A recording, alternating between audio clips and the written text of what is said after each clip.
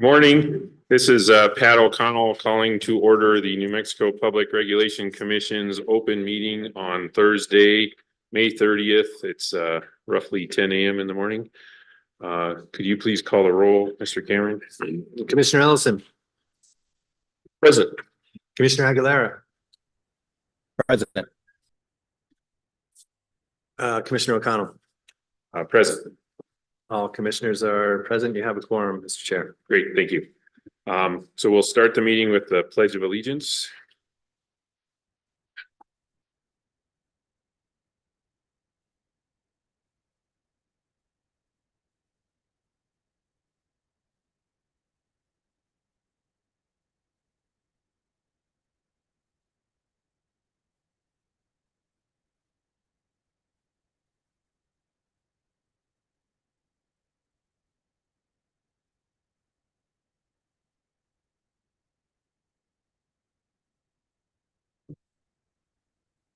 Okay, so commissioners, we've got the agenda that got posted Monday. Well, it's actually Friday afternoon because we had a holiday this week, but the only thing I see on this that I'd like to change is there's just a typo in the description on transportation consent matter 3.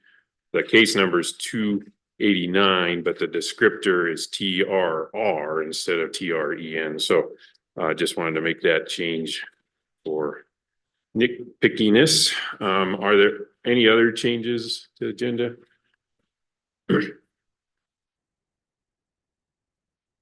Mr. Chair, I would like to move to postpone one matter that we have on the agenda. That is the matter concerning the Avangrid proposed issuance on mandate. That is utility matter 3, case 22222 UT. We got a motion to dismiss just a couple of days ago, and there's a 13-day time frame for receiving any objections, and so I think it would be reasonable for us to postpone that matter. So Mr. Cameron, should we go ahead and postpone it now, or I mean, I'm not going to assume the vote, but which is better, postpone it now or just deal with the fact that there shouldn't be a decision when we get to that item on the agenda? I think you could do it either way, Mr. Chair. I think it's fine to postpone it now and just take it off the agenda, basically. Yeah, Commissioner Aguilera, do you have I'm recused from that case, so it's part of the deal, but Commissioner Aguilera, do you have an opinion on that? That is fine with me. I understand we had some late pleadings come in, so that's fine. I don't have any opposition to that. Okay. And Mr. Chair, I'm sorry, go ahead, Commissioner. Oh, I'll just go because it might get confusing with me being virtual, but I was going to request that for item 23-00289, there be a short presentation by our council on that, given that it's been in the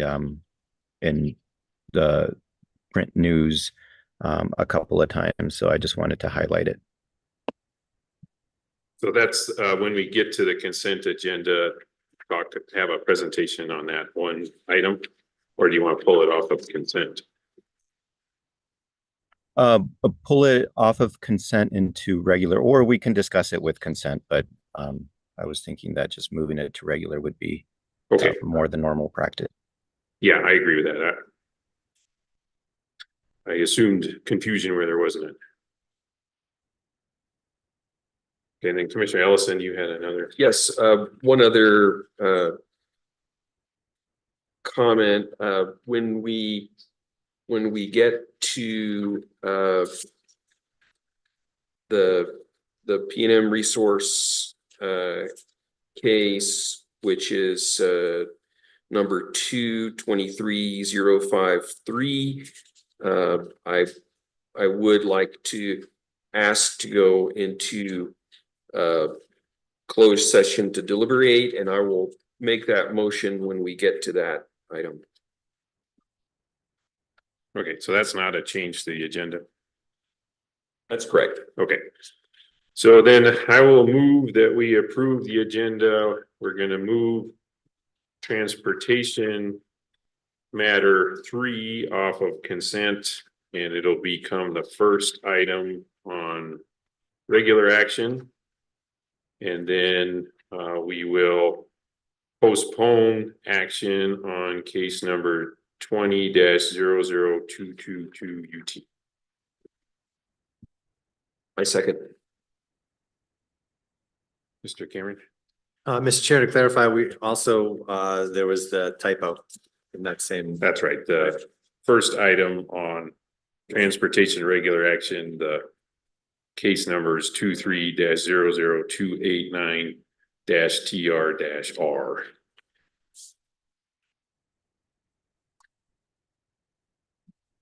I didn't put that in my motion because I thought typo cleaned up, but that's great. Commissioner Aguilera, Aye. Commissioner Ellison, Aye. Commissioner O'Connell. Aye. Mr. Chair, your motion to approve the agenda with the 3 changes mentioned passes unanimously. Great. And then keeping with past practice, we have a 1 o'clock presentation from Tri-State. I believe they're going to be here in person, but not sure. So anyway, we'll just proceed and get as much of the agenda as done as possible before 1, and then stop and take that presentation and then continue after that if needed. Well, just heads up. And then next up is public comment. I know we have some folks registered online to give public comment. I'll check to see, is there anyone in the room here that would like to give public comment today?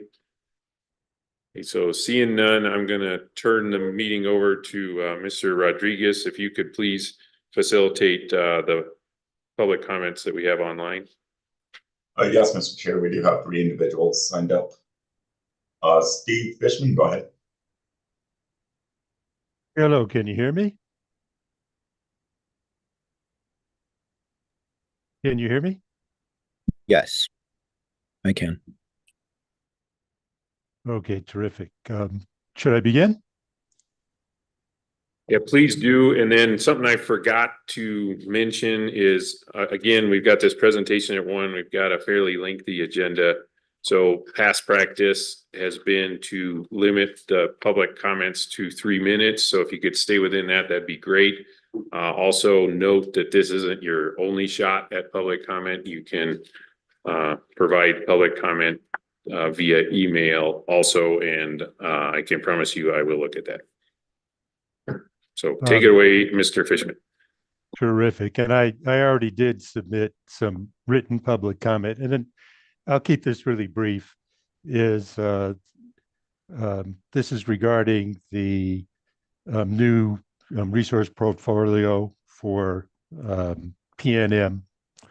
And I was the commissioner at the time when we did the San Juan replacement portfolio for PNM. And my concern is that as I look at the record for docket 23-00353 UT, is I see no discussion of the fact that part of this resource portfolio really, in my opinion, needs to be treated as part of that San Juan replacement portfolio. And I, in the record and in the decision, the recommended decision, don't see any discussion of those issues at all. And I know that on our commission, we took very seriously the need to get replacement resources into the San Juan community and into the consolidated school district to help ease the economic pain caused by the closing of the San Juan coal plant. And as best I can tell, it just doesn't make any sense to approve a portfolio without having that discussion. And frankly, in my view, the record is incomplete without that discussion. And it feels to me like, quite frankly, the San Juan community is, to use the technical term, getting hosed because of the lack of that discussion. And I think it would be wise to reopen the record, get that discussion in there, and then make the appropriate final decision. And I have not read the full record on this case. I don't know if there's any time limits, but I know there's lots of ways that were high on the commission that we could finesse that issue and complete the record. I'm not blaming anybody. It appears that all parties in the case failed to recognize the San Juan replacement aspect that needed to be considered in the record. And I just hope the commission goes forward and does that. I do think it's a tremendous injustice to the San Juan community if that is not done. And I'll just limit my comments, oral comments, to that. Thank you so much. Great. Thank you for your comments.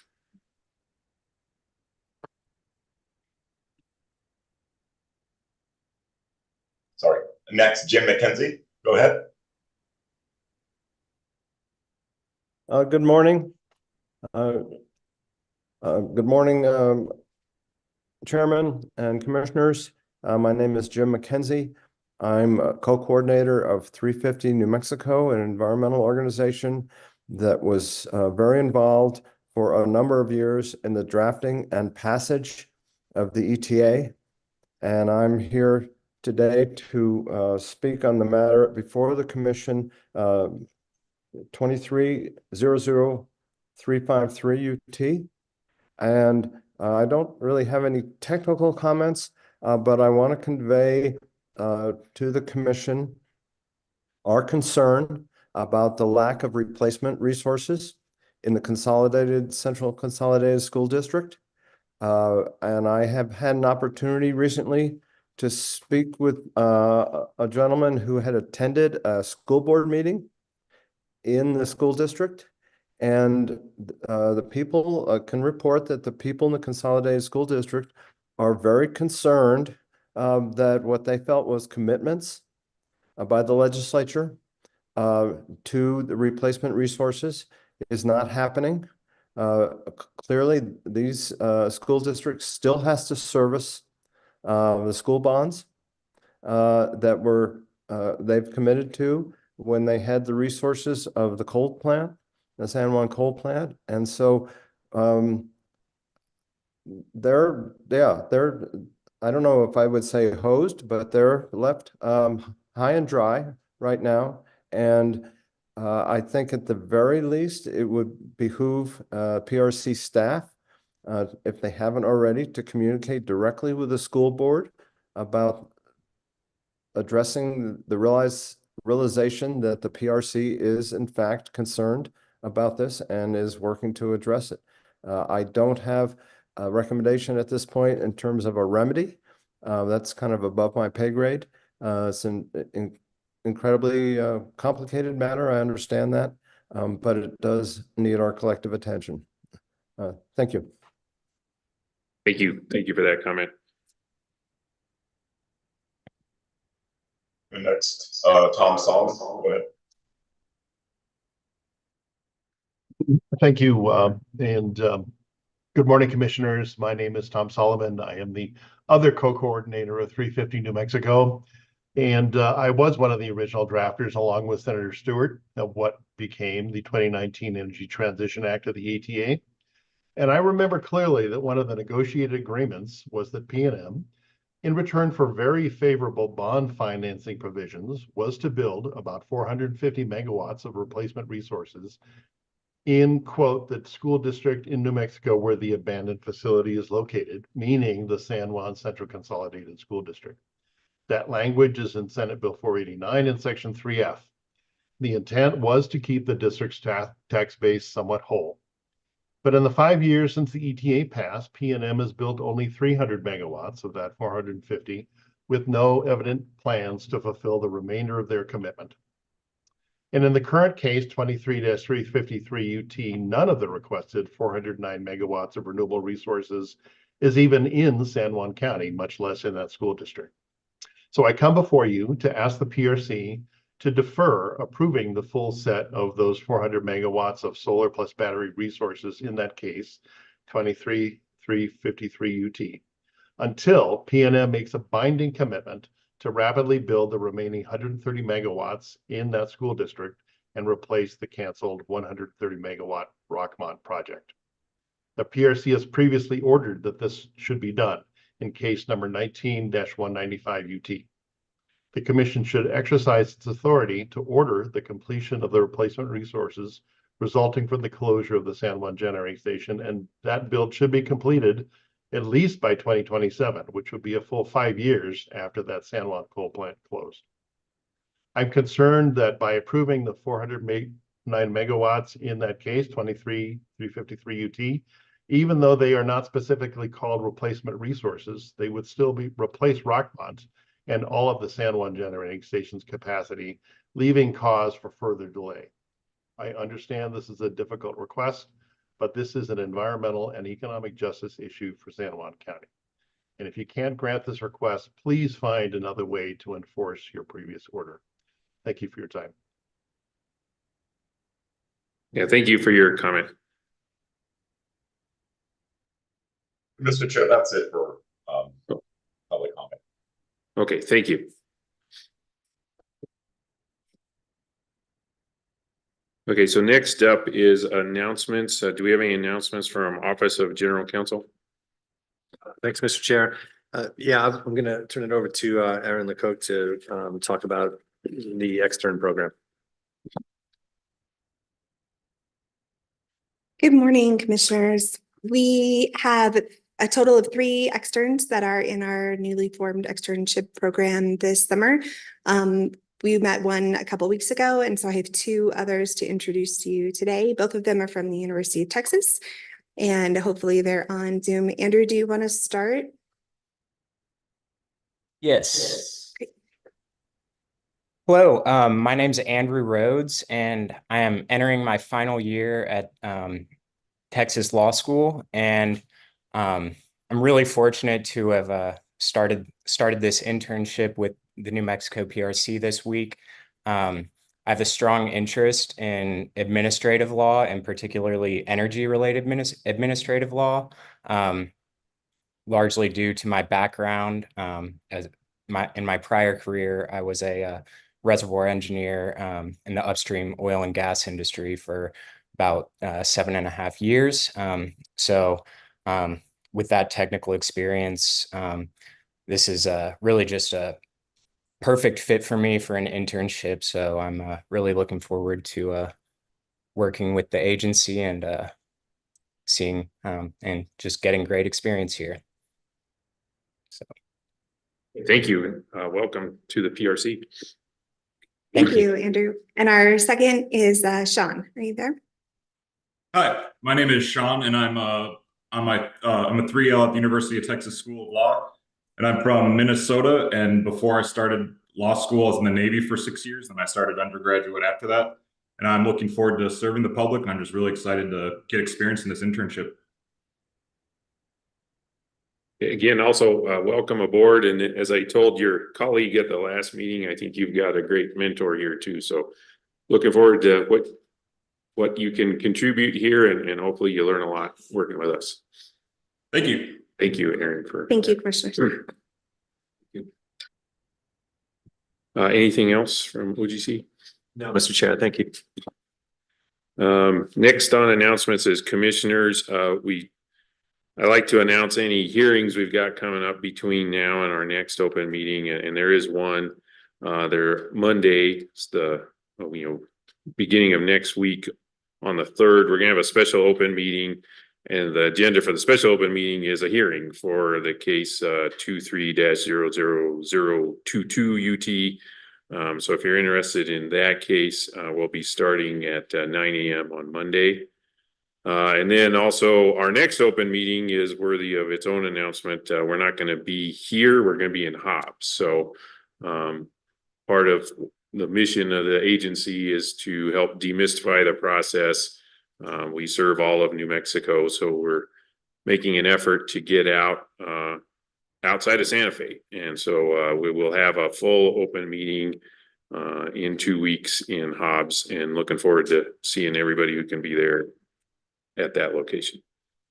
Commissioner, did you have any other announcements? Commissioner Aguilera, did you have any announcements? None from me. Thank you. Okay, thank you.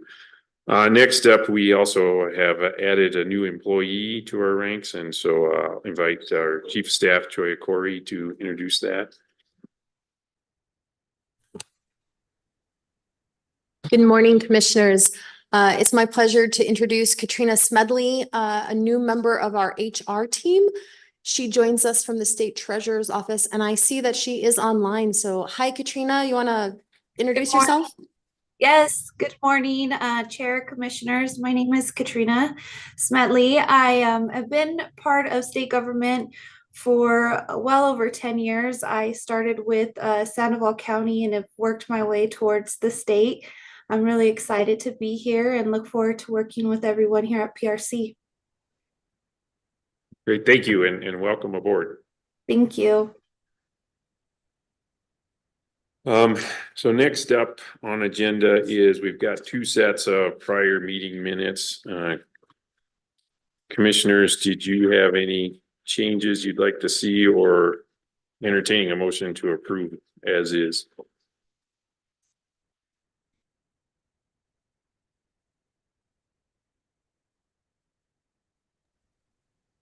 No changes for me. Thank you, Chair. I don't have any suggested changes either.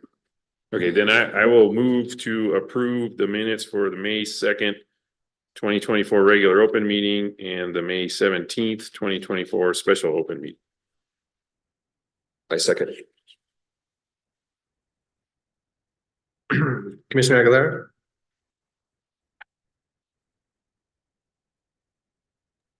Aye. Commissioner Ellison? Aye. Commissioner O'Connell? Aye. Mr. Chair, your motion to approve of the prior meeting minutes for May 2nd and May 17th passes unanimously. Thank you. And then I've repeated one of my recurring personality flaws and skipped an item on the agenda. So I will go back and pick that up. We have Employee of the Month. And our employee this month, the commission is recognizing Georgette Ramey. Georgette is a public utilities economist in the utility division. She's been at the PRC for over 18 years. She's worked in telecommunications, accounting, economics bureau. In her current position as economist in economics bureau, Georgette provided written and oral testimony in numerous cases, including some very complex and controversial cases. Georgette is always willing to step up to the plate, even when the subject matter is new and challenging. Georgette's been reliable and adaptable employee throughout her years of employment at the commission. She's proven to be an asset to the utility division and commission as a whole. That's awesome. Thank you, Georgette. And just personally, I've enjoyed just talking to you in the hallway. So that's the great part of it. The bittersweet part of the announcement is she'll be retiring at the end of July 2024. And so in addition to recognizing her for what she does today, we're also recognizing her for the sweep of her years of hard work and dedication to New Mexico Public Regulation Commission. So congratulations, Georgette, and personally thank you for what you have done for the commission recently and over the past 18 years. And I think Robert still has the belt. So if you want to get Employee of the Month championship belt for while you're here, take it up with the Terminator. Commissioner Ellison or Aguilera, did you have anything you wanted to add to that presentation? I would just add that just echo those sentiments and appreciate Ms. Ramey's service and appreciate it and wish her the best of luck going forward. Great, Yeah, thank you. Congratulations and thank you for your service to the agency and the state.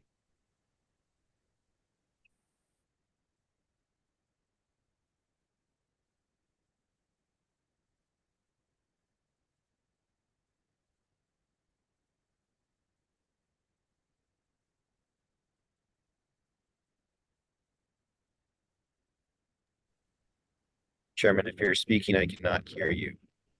Because the microphone was not on, so thank you. Just reminder that on the consent agenda, we've moved case 23-00289 to regular. So we're looking at 2 transportation cases and 4 utility cases. Commissioners, did you have any discussion or questions on the consent agenda? No, thank you. No discussion. Me either. Thank you. And then I will move that we adopt the potential orders contained in the consent agenda. A second. Commissioner Aguilera, Aye. Commissioner O'Connell, Aye. Commissioner Ellison. Aye. Mr. Chair, your motion to adopt all of the potential orders on the consent agenda passes unanimously. Great, thank you. So then first up on regular action will be the item we pulled off the consent agenda. So that's case number 23-00289 TRR. Ms. Lang, I think I saw you on Zoom earlier. Good morning, Mr. Chairman. Good morning, Commissioners. Apologies for not being there in person, but I hope that is acceptable, and I will present the case before the Commission. The docket number is 23-00289 TRR. It is in the matter of the application of Bernalillo County Healthcare Corporation, which is doing business as the Albuquerque Ambulance Services, for a change to its tariff rate. The particular petition is upon the particular case is before the Commission upon the hearing examiner's filing of his certificate of stipulation on May 7th. Just a brief background. On August 24 of 2023, the applicant, or as I will call it, the Albuquerque Ambulance Services, filed a tariff change application before the Commission seeking approval and authorization of an increase in tariff rates by 175% for its ambulance services. On September 7th, 2023, the Commission issued an order suspending the proposed tariff and assigned a hearing officer. November 3rd of that year, 2023, Hans Mueller was assigned as hearing examiner to preside over the matter. The following year, January 4th, 2024, a procedural order was issued by the hearing examiner, and staff filed a prepared direct testimony before the Commission on March 18th of this year.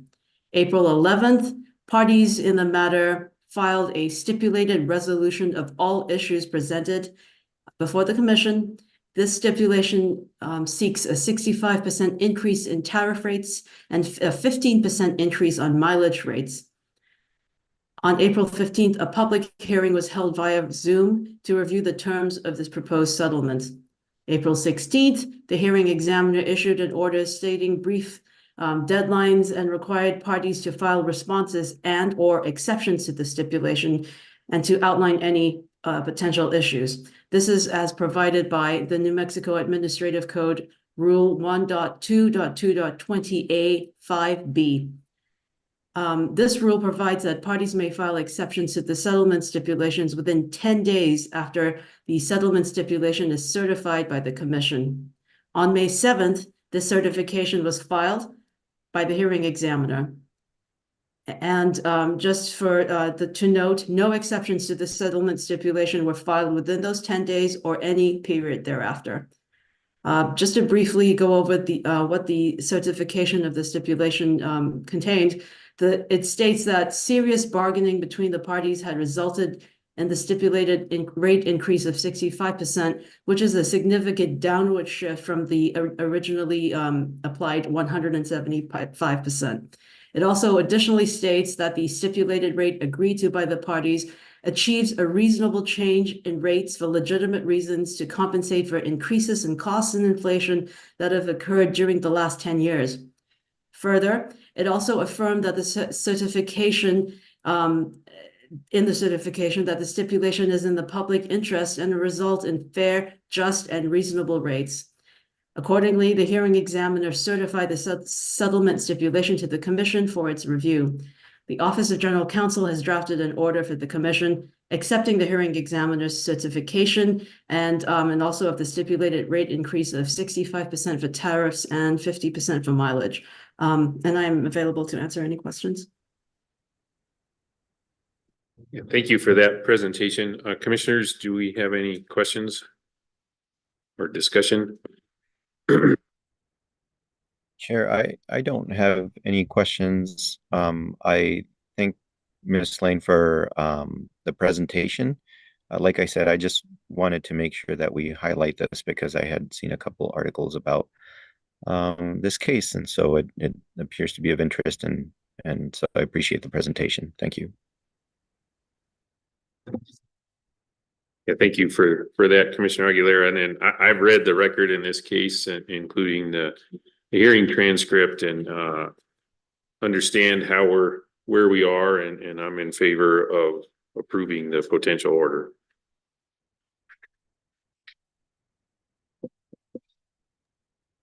So seeing heads nodding, I'll move that we approve the proposed order in this case. I second.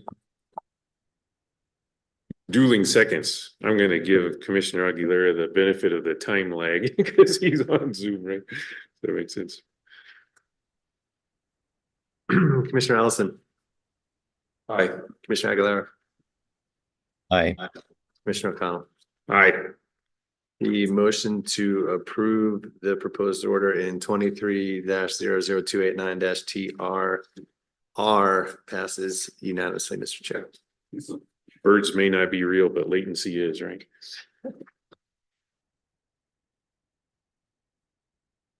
Okay, so next up on the regular action agenda is case number 23-00252 UT with a presentation from Mr. Lundin. Good morning, Commissioners. This is an item that you've seen before. This is the case of Southwestern Public Service Company's application for approval of several CCNs and abandonment of a gas plant.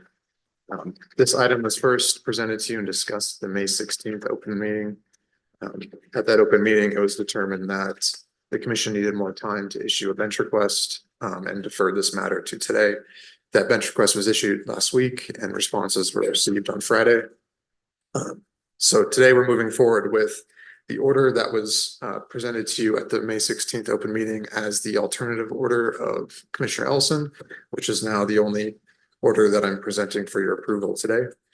Given that we've already discussed it last week, I can just turn this over to questions or to Commissioner Ellison if he wants to discuss anything about the bench request. Thank you.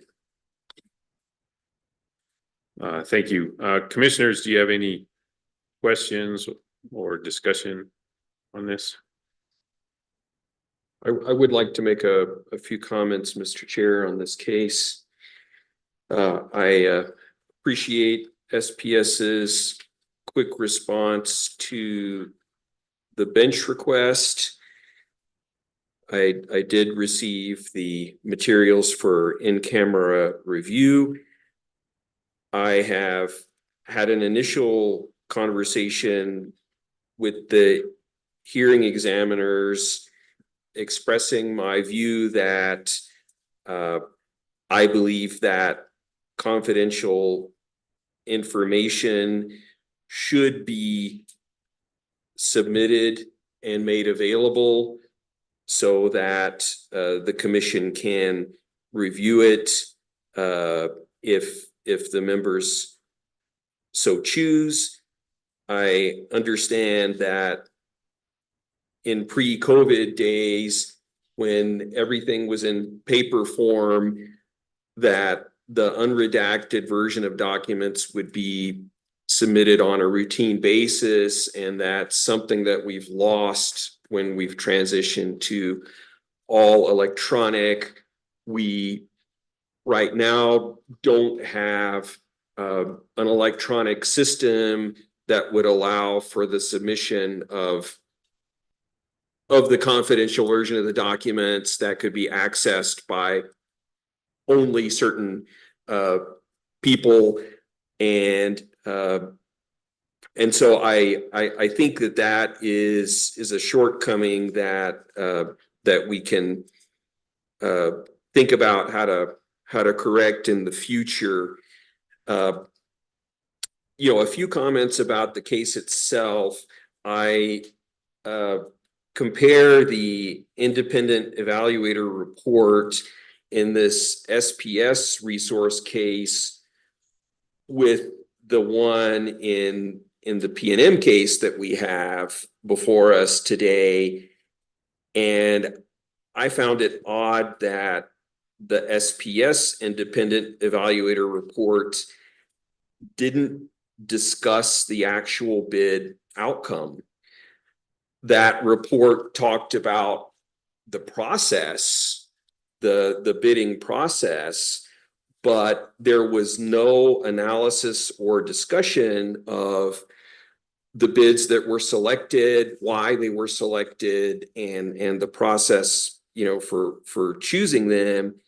And again, that's in stark contrast with what we see in the independent evaluator report for the P&M case, where they do have that discussion of the bid outcome. I see that as a shortcoming of this application of SPS. I also think that going forward, as the competitive procurement processes outlined in the IRP rule are followed, that we shouldn't see this sort of thing happen. And I think that following those competitive rules in the IRP process is really in everyone's best interest and would give the PRC and the commission a higher degree of confidence in the resource procurement process. And again, that's really in everyone's best interest. The one interesting aspect of this resource procurement in SPS is that they were essentially looking for two different types of bids. One would interconnect into the two locations where they are retiring units, and then another one which could be located anywhere within the SPS footprint. For the one that would interconnect using the capacity of the retiring units, SPS asserted that based on Southwest Power Pool rules that SPS needed to own the new generation for the proper assignment of the interconnection rights. I do question whether that's strictly the case. My understanding is that those interconnection rights could be assigned to a third party. It doesn't necessarily have to be the case that P&M owns those. I'm sorry, SPS owns those replacement resources. I think that there could be some arrangement that could be come up with, such as to say we would allow for power purchase agreement bids into those locations, that the interconnection rights would be assigned to the entity that would be selling the power. However, if there's a breach of contract, those rights would revert to SPS. You know, I think that, you know, to me, it makes sense to explore those sort of options so that there are more options for responding to the request for proposals. I don't see that as a fatal flaw, but you know, that is something that struck me as an issue. Another thing that really came up in this case was the rate making treatment. In my view, you know, this case should have been mainly about, are these resources needed, and are they the low cost, most reasonable resources to meet the need. Instead, most of the case got turned into an argument over rate making treatment and rate riders. I know SPS has said that they don't want to litigate the rate making treatment twice, and so they're bringing it up here in hopes that they wouldn't have to deal with it in a general rate case. You know, I think the opposite is true, that if they don't want to litigate twice, they could simply refrain from bringing it up in the resource application so that we could really focus our energies on the resources themselves. One other brief point on the RPS rate rider. I do believe that the intent of this is really to capture and communicate the cost of compliance with the RPS mandate, and that made a lot of sense when renewable energy projects were more expensive than the alternative. But when we get to the situation where you need 40%, 50% of your generation from renewables, and they're not the most expensive option, but in many cases the cost competitive option, it really is not capturing what I think it was intended to capture. Those were a few thoughts I had in regards to this. Overall, however, I am in favor of these resources. I think that the solar is obviously something that is a good complement to a very wind heavy system. And I think the battery is fairly small, and so I think it was well sized and conservatively sized. Mr. Aguilera, did you have any questions or discussion on this item? No, I appreciate hearing Commissioner Ellison's comprehensive comments and thoughts on the case. You know, I support the order as drafted. No further comments. Thank you. Great, thank you. I also support the order as drafted. I just want to highlight something that is in the order, that, paragraph 39 points out that, it's the utility has the burden of proof to work themselves through all of the criteria they should expect the commission to use when they're evaluating a CCN. And in this case, fortunately for SPS, somebody else did that for them. So just pointing that out that, the application could have been better and put the application at risk. So having said that, I will move to adopt the proposed order. I second. Commissioner Ellison. Aye. Commissioner O'Connell. Aye. Commissioner Aguilera. Aye. The motion to adopt the proposed order in 23-00252 UT passes unanimously, Mr. Chair. Great, thank you. So next item is 23-00353 UT. It's a P&M case for approval of purchase power agreement, energy storage agreements, and CCN. So we'll start with presentation from Mr. Lundeen. Thank you, Commissioner.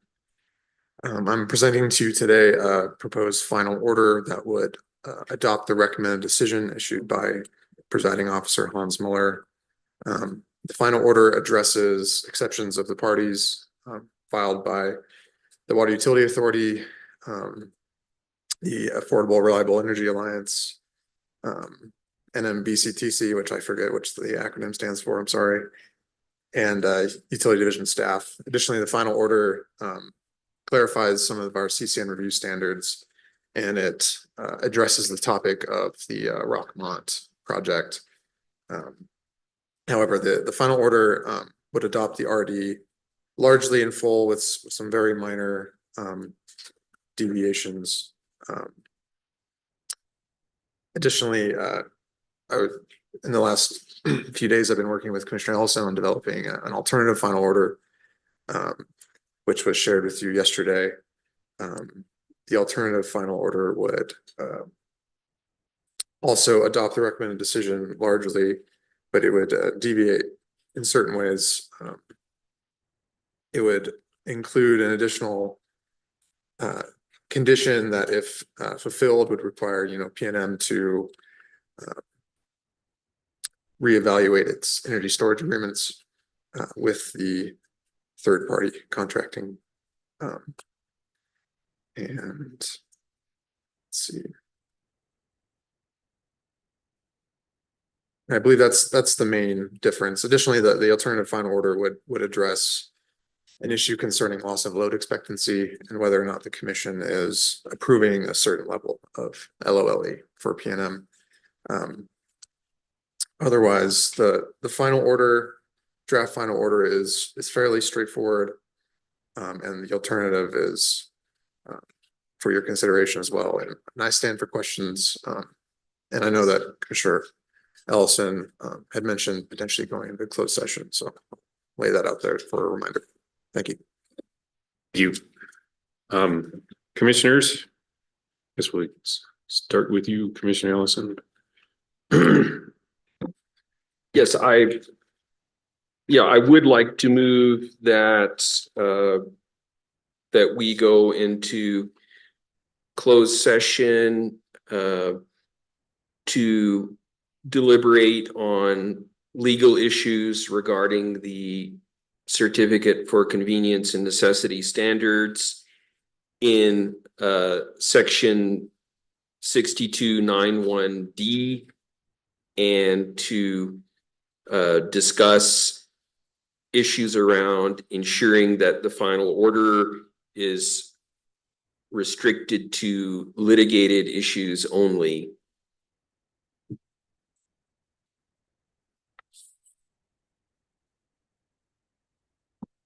Not sure I know what that means, but I might have to go into closed session to find that out. Commissioner Aguilera, do you have any questions, comments? Or would you like to second the motion? I don't have any questions or comments. Sure, I'll second the motion. Okay, before we vote, just logistically, Mr. Cameron, do you have any suggestions on how that might work? I mean, I guess I'd prefer not to clear this room, but that means we gotta go to another room with Zoom access for Commissioner Aguilar. Yes, Mr. Chair, thanks. We've talked beforehand about the possibility of this, and the way we have it set up is we will move from this room. We won't need to clear the room to have the closed session. We'll have Zoom access for Commissioner Aguilera. And then I just wanted to, if I might add to the motion, the authority for closing would be under NMSA 1978, section 10-15-1H3. Deliberations by a public body in connection with an administrative adjudicatory proceeding. Okay, thank you for that. Any other questions or discussion before we vote? Guess we're ready to vote. Commissioner Aguilera? Aye. Commissioner Ellison? Aye. Commissioner O'Connell? Aye. The motion to move into a closed session passes unanimously, Mr. Chair. Thank you. So what this means for those of you that are participating in this meeting online is the commission and staff will go to another room in the building. We'll just put a notice on the webpage that says that we're in closed session. I can't predict when we're going to come back out. So I guess we'll try to give you an update every 30 minutes or so. So I'd say closed session till at least 11:30. Thank you.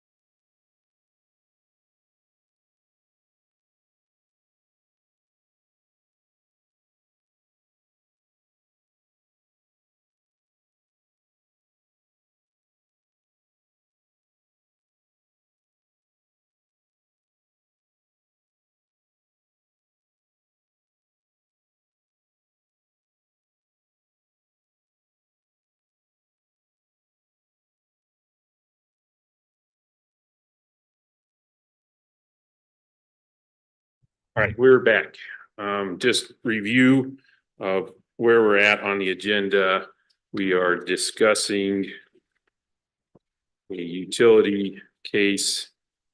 It's case number 23-00353 UT. We had a presentation from Mr. Lundeen, and then we moved and went into closed session. So coming out of closed session, I will say, let the minutes reflect that the commission just held a closed session pursuant to a motion made by Commissioner Ellison under the authority of NMSA 1978, section 10-15-1H3, deliberations by a public body in connection with an administrative adjudicatory proceeding, specifically docket 23-00353 UT, in the matter of Public Service Company of New Mexico's application for approval of a purchase power agreement, energy storage agreements, and certificate of public convenience and necessity for system resources in 2026.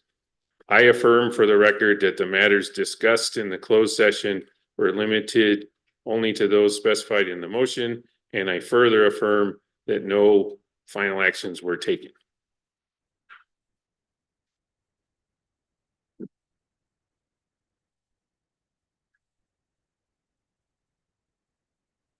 Okay, so having said that, coming out of the closed session, during the closed session, developed a plan for how to structure this debate. So I will start with, we'll use a process that we've used in other cases where there were several elements in the final order and felt like each element deserved its own consideration. So what I'll do is move for approval of one of the potential orders we have before us, and then work through potential amendments to the order that gets moved. And then at the end, having voted on potential amendments, we will vote on the order as amended through that process. So start with moving for approval of the potential order on the recommended decision that was presented to us by Office of General Counsel. I second. Do I have a second? Commissioner Aguilera, second. Oh, okay, sorry. Yeah, I second. Yeah, I guess we could use an uppage on your volume coming out of the closed session. Is there any questions, discussion before we vote?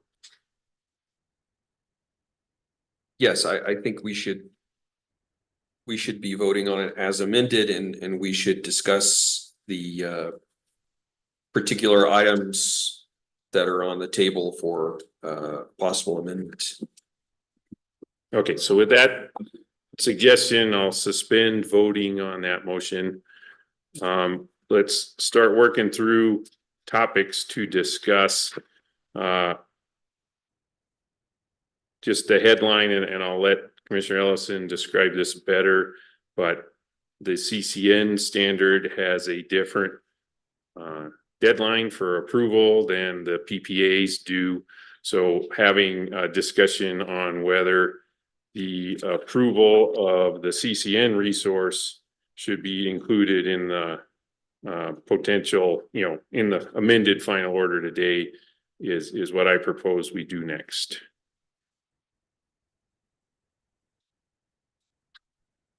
Yes, I second that if a second is needed here. And then just for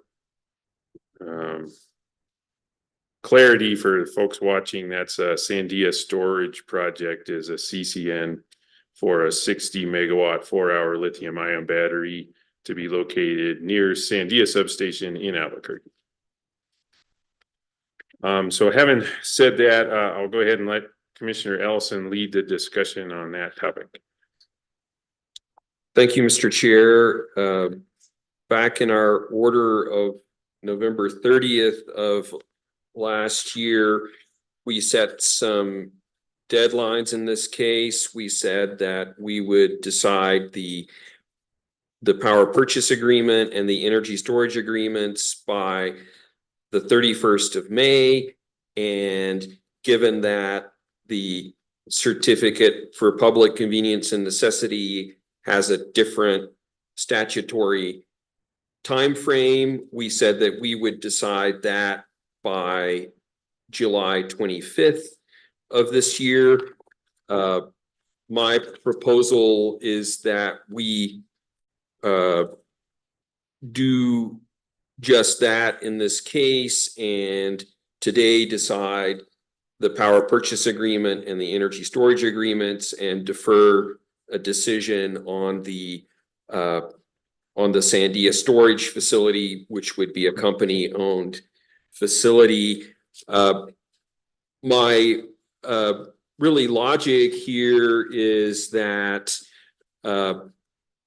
to achieve the 0.2 LOLE or loss of load expectancy standard, which is the status quo for PNM, the power purchase agreement and energy storage agreements would achieve this, but the additional resource, the Sandia battery, would only be needed if you wanted to adhere to the more strict 0.1 loss of load expectancy standard.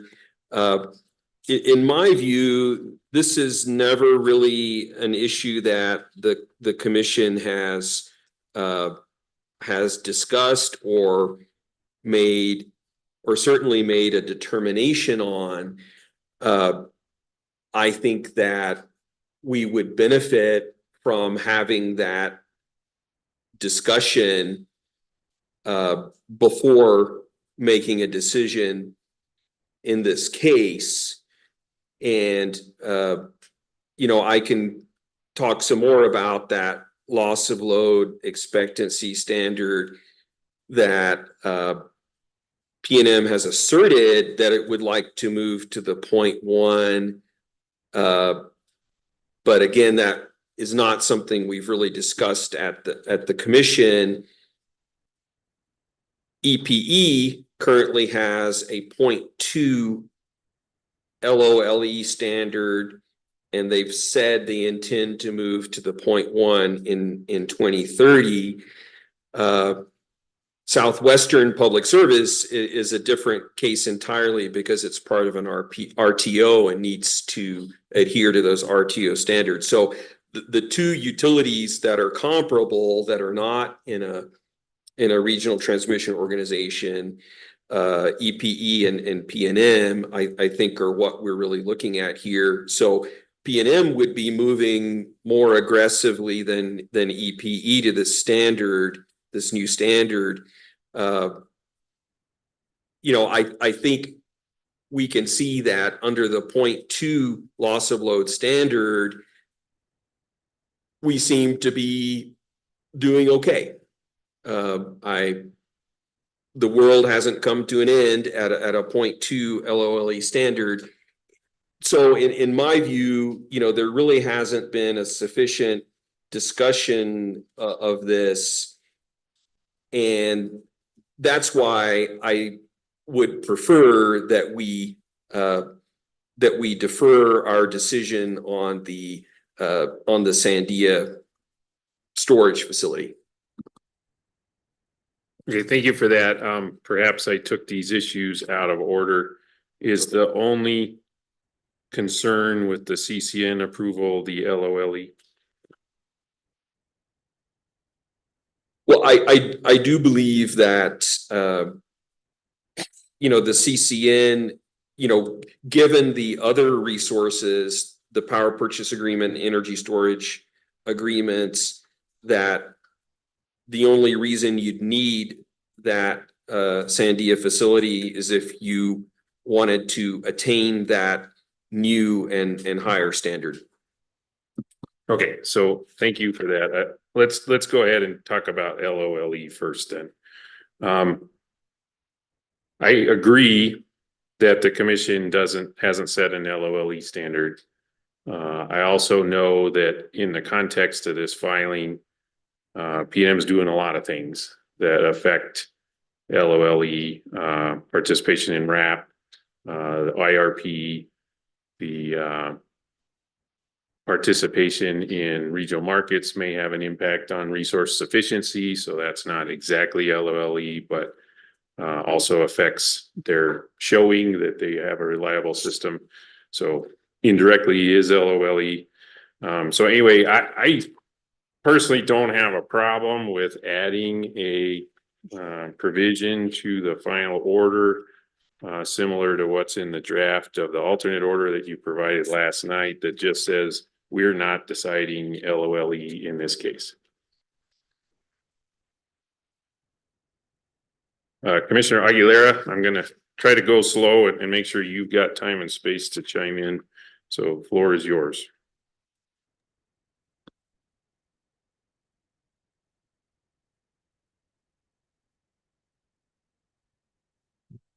If you're talking, we can't hear you. So I guess we need. Well, I think it's accurate. Oh, there we go. First of all, can you hear me right now? Yeah, I'm sorry. We couldn't hear you when you got started. We can hear you now. So I'd say if you could start over, that'd be great. Okay.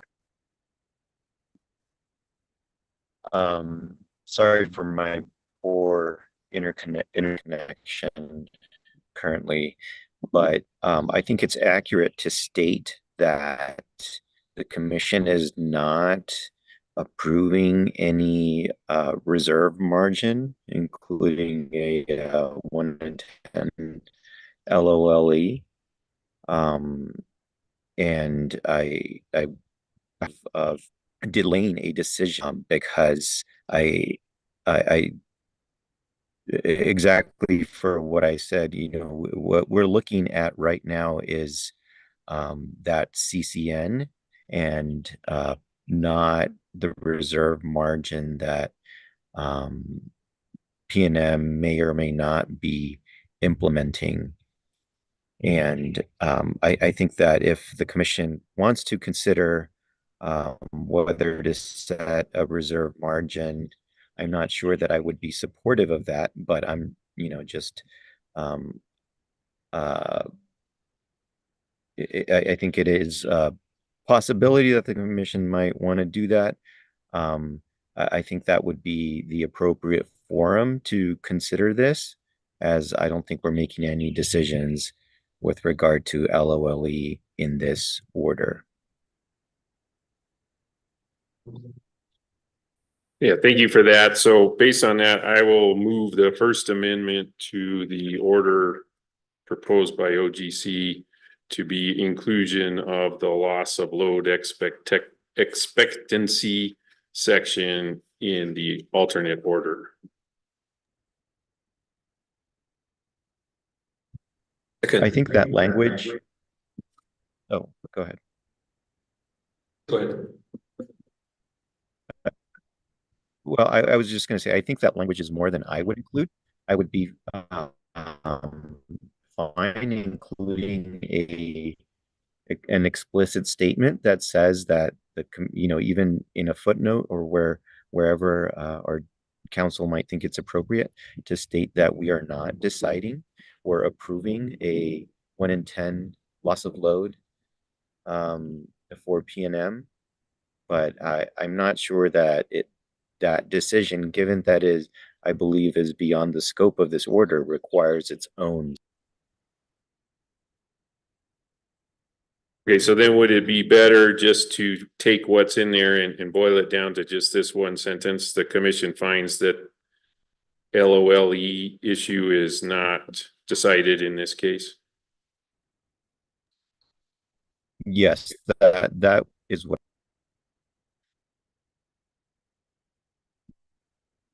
And very similar language could be, you know, the last sentence in this alternative order, that loss of load expectancy, approval of PNM's proposed resources should not be construed as commission acceptance of PNM moving to 0.1 LOLE. Yeah, I think that helps explain the first sentence, because I'm not sure LOE issue is well described, because like I say, I don't think it really was an issue in this case, so. I think we're putting this in out of abundance of caution, so I'll amend my motion to say commission finds the LOLE issue is not decided in this case, period. Approval of P&M's proposed resources should not be construed as commission acceptance of P&M, moving to 0.1 LOLE.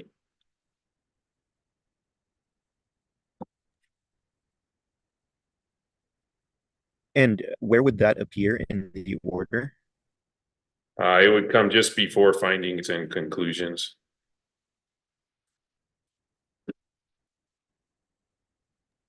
So it's not, Okay. it's an observation, really, not a finding or a conclusion, which I think is consistent with the idea that the application wasn't acceptance of an LOLE. Okay. And I believe that was a motion. I will second. Yeah, so we got a motion that's been seconded twice, so I mean, apologies, Commissioner, you tell this today. So anyway, let's vote on amendment as proposed to the OGC proposed order in this case. Mr. Cameron? Commissioner Aguilera, Aye. Commissioner Ellison, Aye. Commissioner O'Connell. Aye.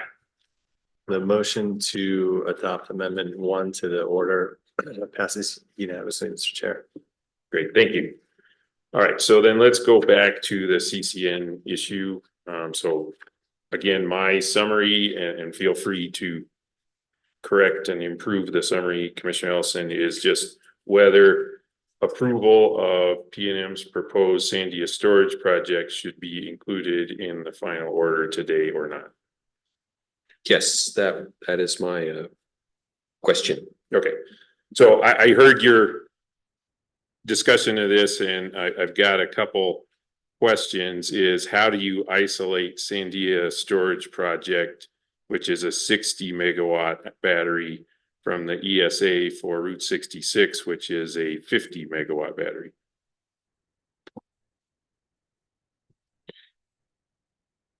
Well, they clearly are of similar size and somewhat interchangeable.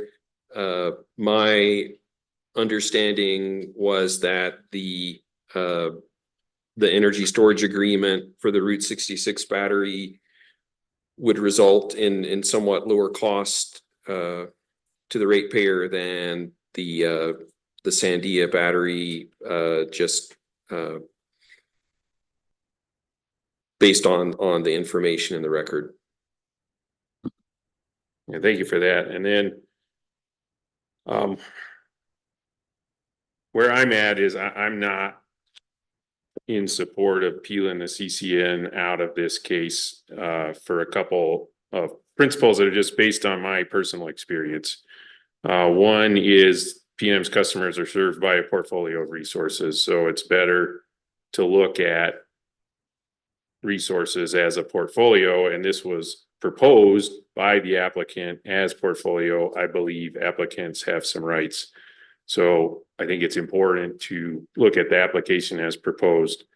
And then having worked through it, and we just had a conversation about LOLE, that is an imperfect calculation.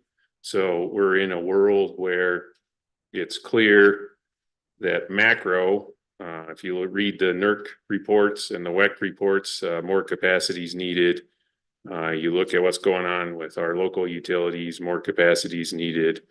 And so in the world of would I rather be roughly right or precisely wrong, I'm not going to hang my hat on 1.0 LOLE versus 2.0 LOLE.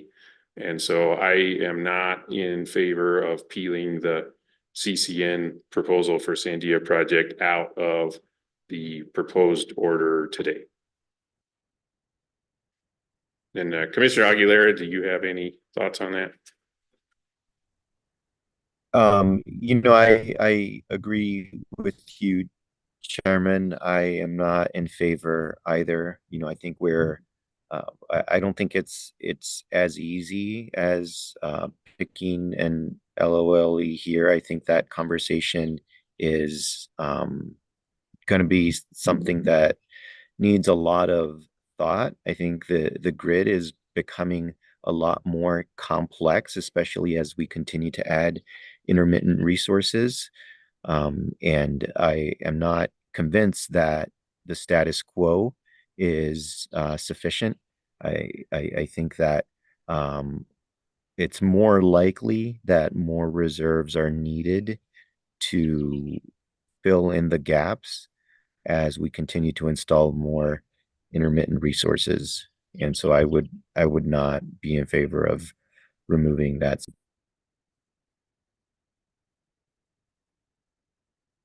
Okay, so Commissioner Ellison, do you have any questions, discussion? Yes, just a little more discussion on that. You know, I'm not necessarily opposed to this Sandia battery project. You know, I again am concerned that we really haven't, in my view, sufficiently probed the resource adequacy standard, and that in my view, whether you need the Sandia battery does hinge on your resource adequacy standard determination. You know, I do think we should be concerned about the potential to overbuild resources, and if a resource is not needed, I think, you know, we need to be able to say it's not needed. I do think more time and discussion on this matter would be helpful, and that's why I'm proposing that we not decide the Sandia energy storage resource approval today.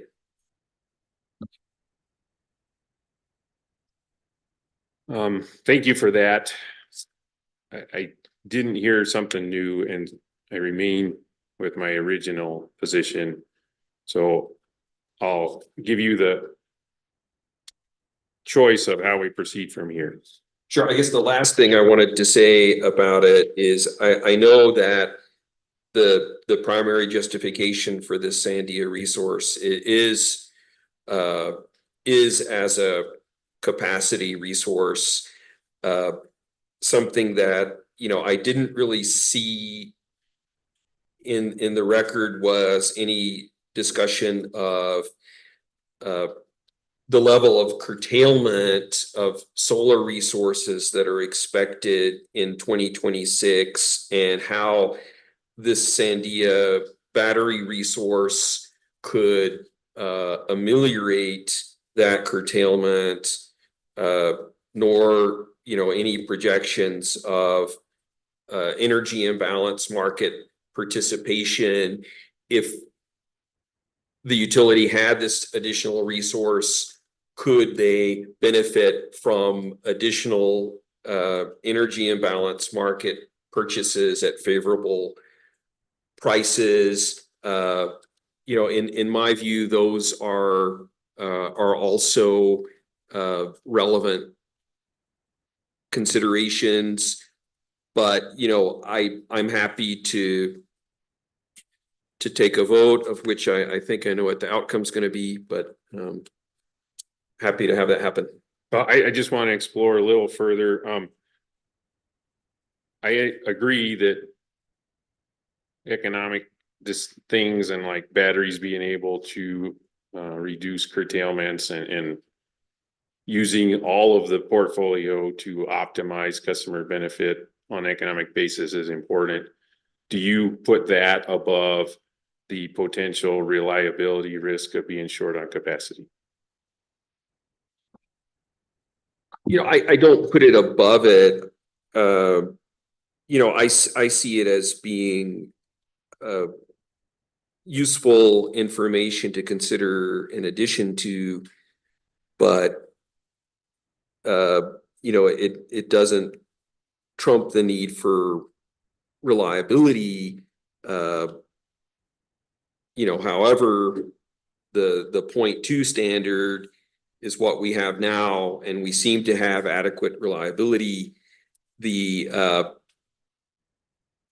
I think as we think forward to the Western Resource Adequacy Program, they do have a 0.1 loss of load expectancy standard. However, that is a measure for a much larger region. It would be over the desert Southwest. So it's really not a one-to-one comparison. And, that's another reason why I do believe that more exploration of this topic is merited.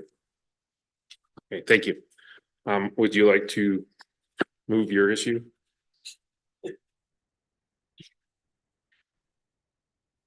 Sure, I'd be happy to. So I move that we not make a decision on the Sandia energy resource in this particular order. Do we have a second? Just cut the drama short. I won't be seconding this one. Neither will I. Okay, so that motion dies for lack of a second. The next item that we should discuss is the volumetric pricing provision on the ESAs. I'll go ahead and get started with that. I've got my own version of the issue there.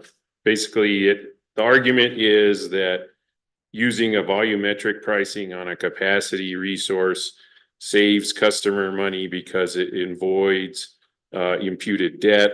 Imputed debt then raises financing costs for the utility. So 2-3 steps down the road, we're talking about potentially this being cheaper for customers than capacity pricing. So that's my understanding of the argument, having read through the record of the case.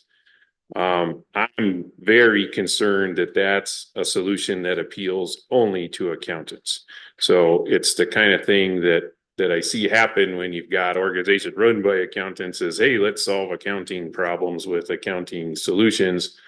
I'm worried that volumetric pricing on the batteries is going to affect how PNM uses the batteries. So just want to be quite clear that my expectation is if these resources are approved, they're going to be used to the benefit of customers, which means providing a reliable, affordable system. And so if PNM's making dispatch decisions on these batteries because there's a volumetric price associated in their decision whether arbitrage or not, they're going to have to explain that. PNM also on the record points out that their costs are always up for scrutiny in the fuel clause. So again, in this world of roughly right rather than precisely wrong, I'm willing to move forward with these batteries priced on a volumetric rate.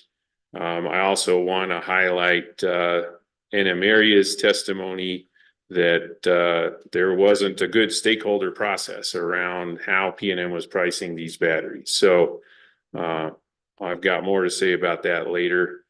Having said that, assuming, if this is approved, then we're going to have a system that has a really interesting mix. We're going to have some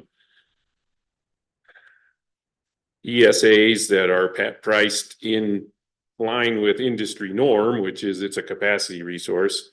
We're going to have CCN resource, which is utility owned. And then we're going to have rental batteries in these ESAs at volumetric price.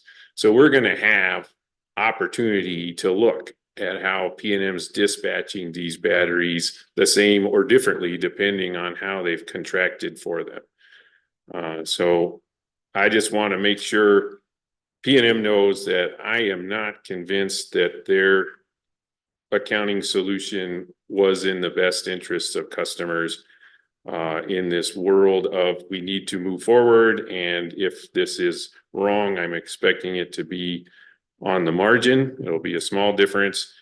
We've got the opportunity to review the prudency of P&M's dispatch costs going forward. And I'll be looking at the mix of how the company owned versus capacity priced versus volumetric priced batteries are being used and dispatched by P&M.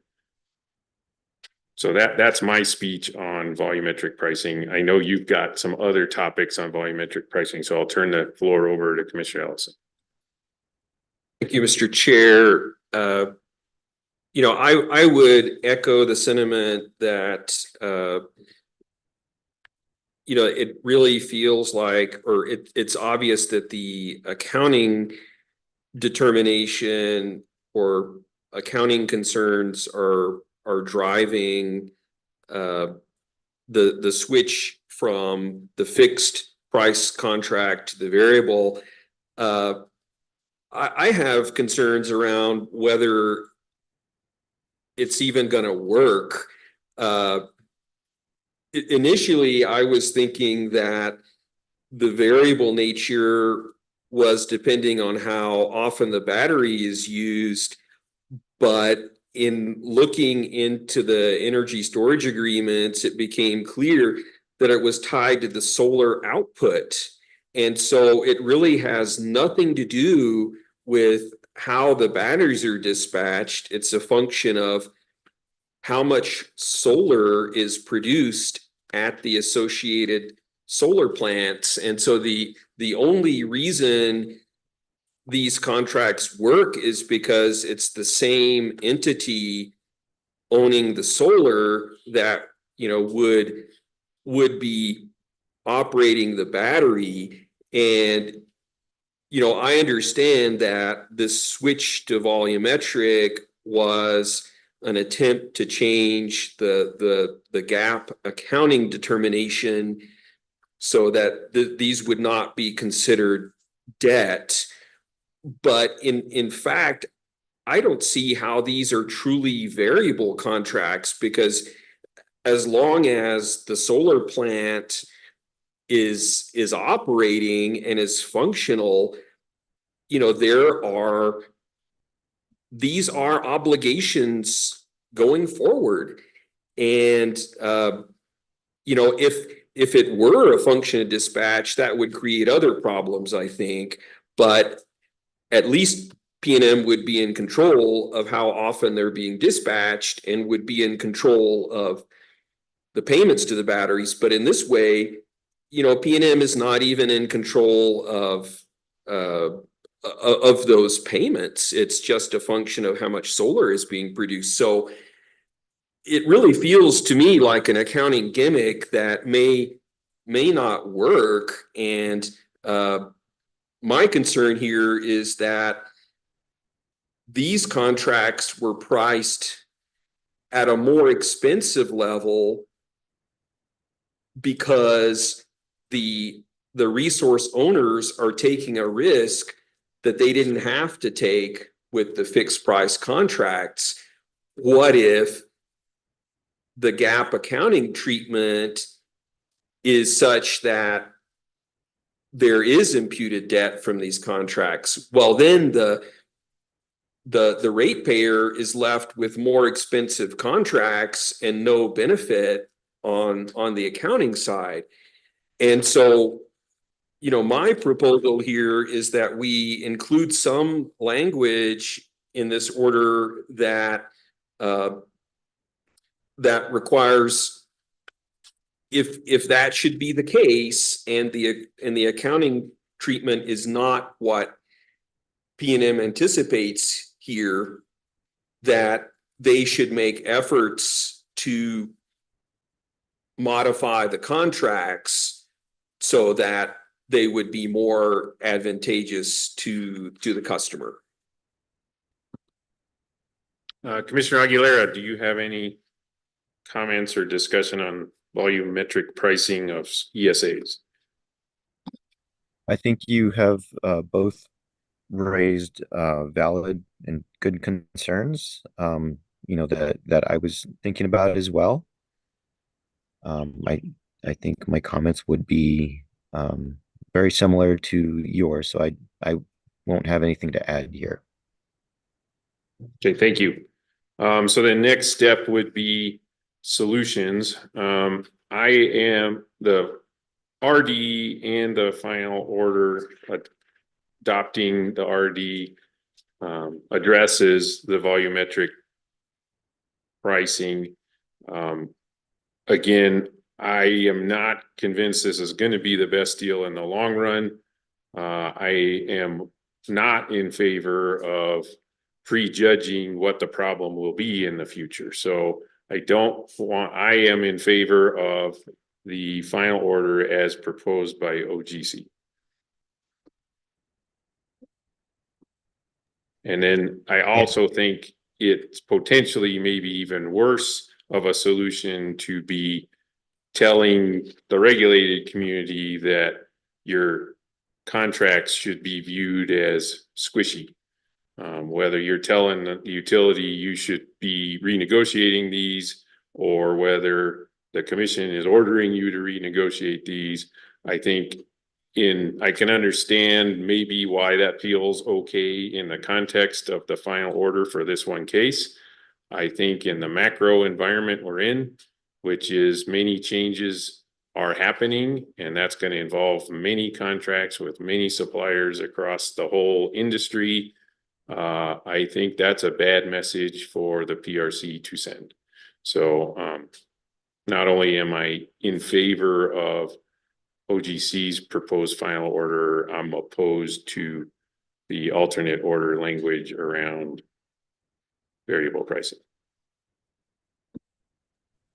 Chairman, and I share those same concerns. I think that telling PNM to renegotiate would create unnecessary uncertainty here, and so I would not be in favor of that either.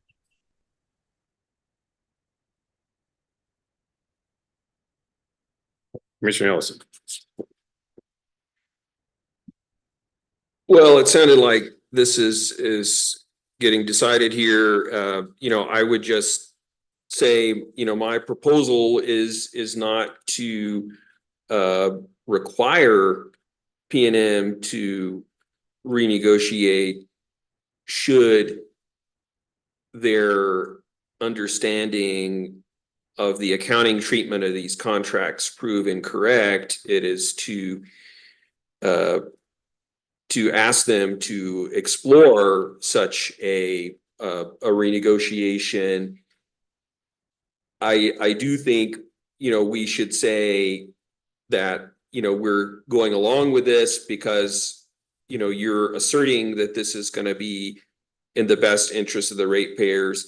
If it's not, we'd like you to try to do something about it, as opposed to saying, we're fine with it not working out.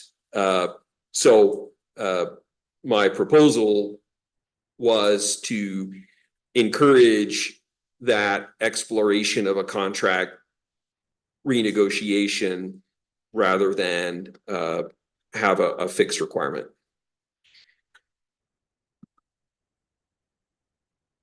Well, I think you've accomplished that through this debate here. I mean, PNM's here, and I see Mr. Fenton's fingers flying on the keyboard. So anyway, I think what you've said has been heard. Again, I don't like addressing a problem we don't have yet, because I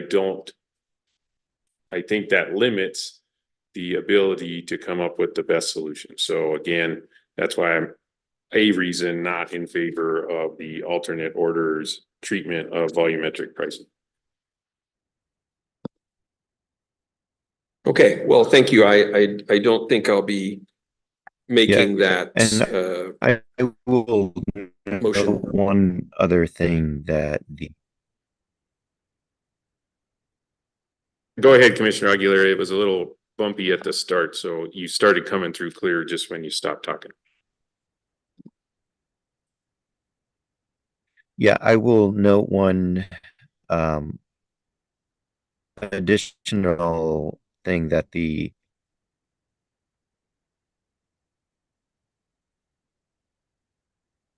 okay. RD's recommendation to require in the future when it works with its stakeholders in that proposal. Just wanted to note that. Just make sure I heard what you said. You wanted to emphasize the RD recommendation for stakeholder outreach on volumetric pricing.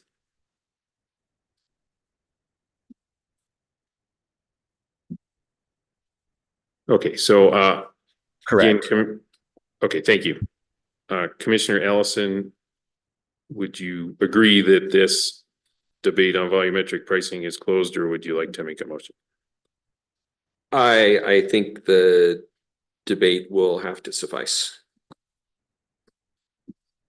Another issue is Rockmont. So that's an important issue, no doubt about it. And the commission ordered in 19195 replacement resources, and part of the justification for that was to get tax base in the CCSD. That issue is addressed on the record. P&M has testimony that describes the efforts that were made, and it explains why no projects were put forward that are in the CCSD footprint. So that issue is addressed on the record. Again, it's an important issue. It's also, for me, an issue where we're in a world of multiple truths. You've heard me talk before about just macro. The system's a bit short of capacity. So do we delay or postpone decision on these resources now because another important issue is not being addressed? I can't get there. So I again am in favor of proceeding with the final order as we're amending it here. I do want to point out a couple important things though associated with Rockmont. P&M through its IRP is at the step in the IRP process where they're developing an RFP. And so that RFP, it is an IRP RFP. Sorry for all the acronyms.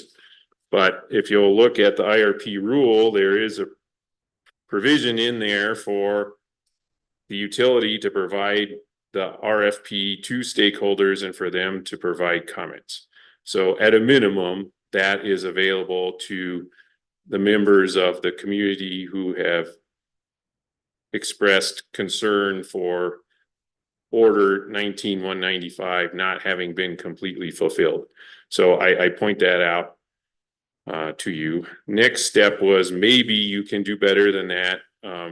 P&M and all of our utilities have frequently tell us about how valuable stakeholder processes are and how valuable stakeholder outreach is. So for this issue and for the volumetric pricing issue, and then for one more that I'm going to add when we get to the end of this debate, this is an opportunity for P&M to demonstrate that what you say about stakeholder processes being important is true. So I encourage P&M through its development of its current RFP to reach out to the folks who have expressed concern about Rockmont.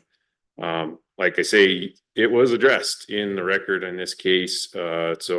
And there were challenges in getting projects in the school district. So by including stakeholders, you might be able to find better solutions than the approach that you tried that led to this set of resources. So again, Rockmont's an important issue.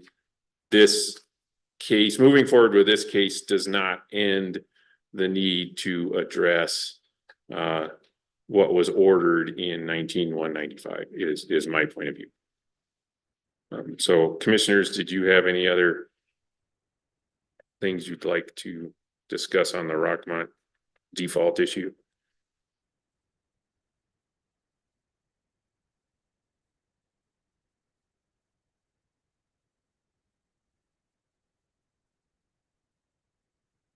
I may say a few words about Rockmont. I mean, you know, my reading of the case is that there was never any assertion by P&M that the Quail Ranch project was a replacement for Rockmont.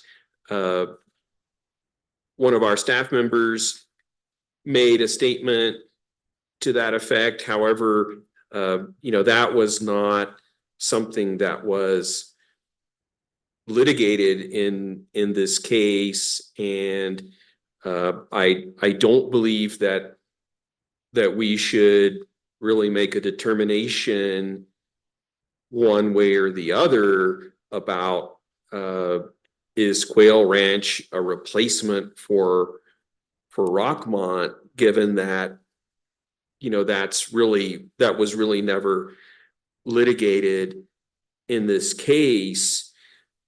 I agree that, you know, we are seeing a need for resources going forward, and I think it would be a mistake to reject the resources before us now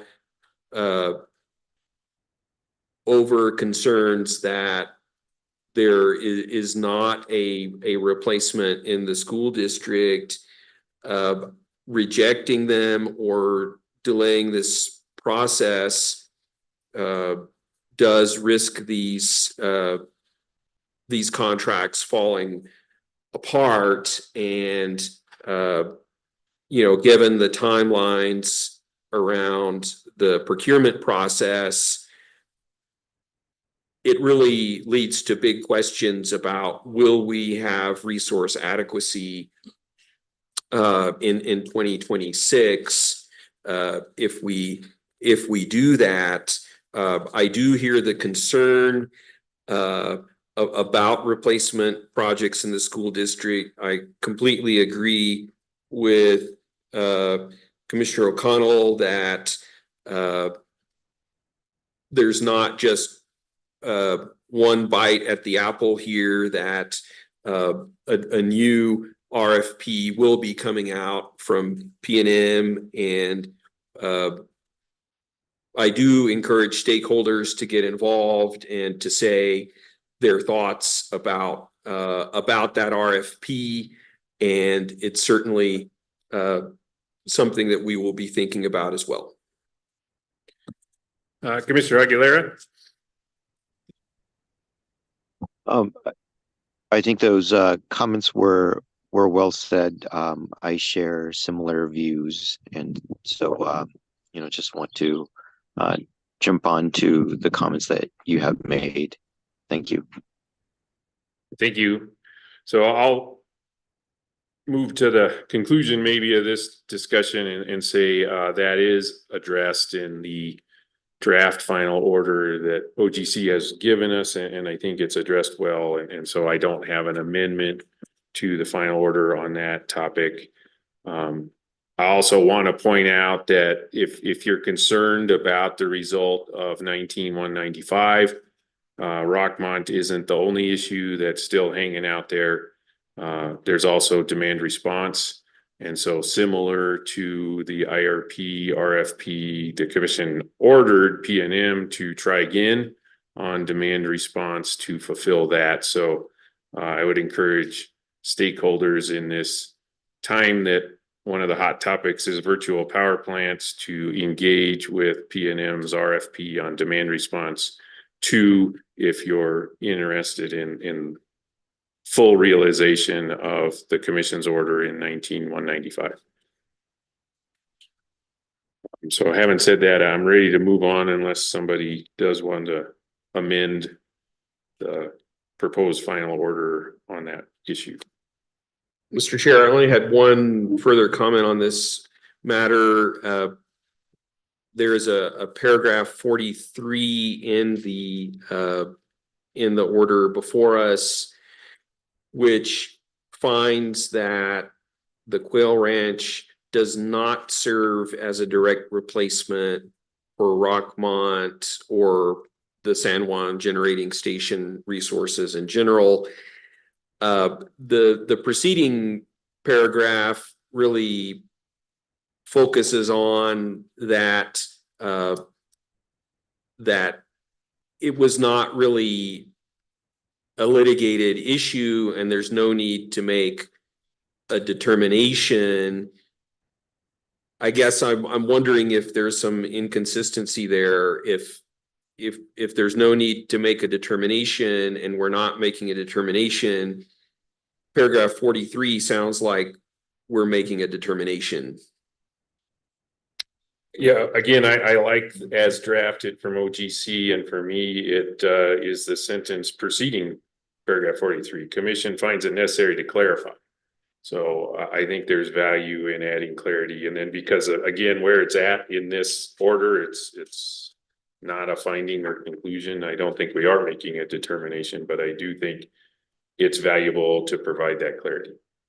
Similar to what we just approved as an amendment around LOLE. Okay, my preference would be to delete that commission determination headline and delete paragraph 43. So I'd like to hear what Commissioner Aguilera's thoughts are on that. Yeah, I was happy with the clarification that was provided in the original order, that this is not a replacement project, and I believe that it would be in our best interest and the public's interest to make that clear, as has been provided by our counsel. So I would prefer the original phrasing.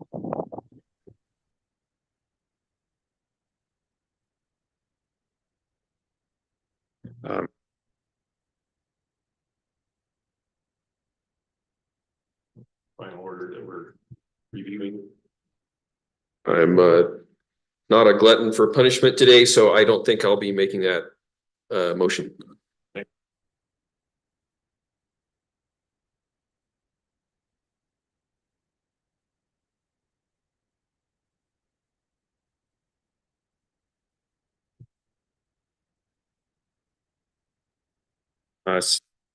And then I'll restate the original motion is that I move to approve the potential order on the RD as proposed by Office of General Counsel, with the amendment to clarify that this case does not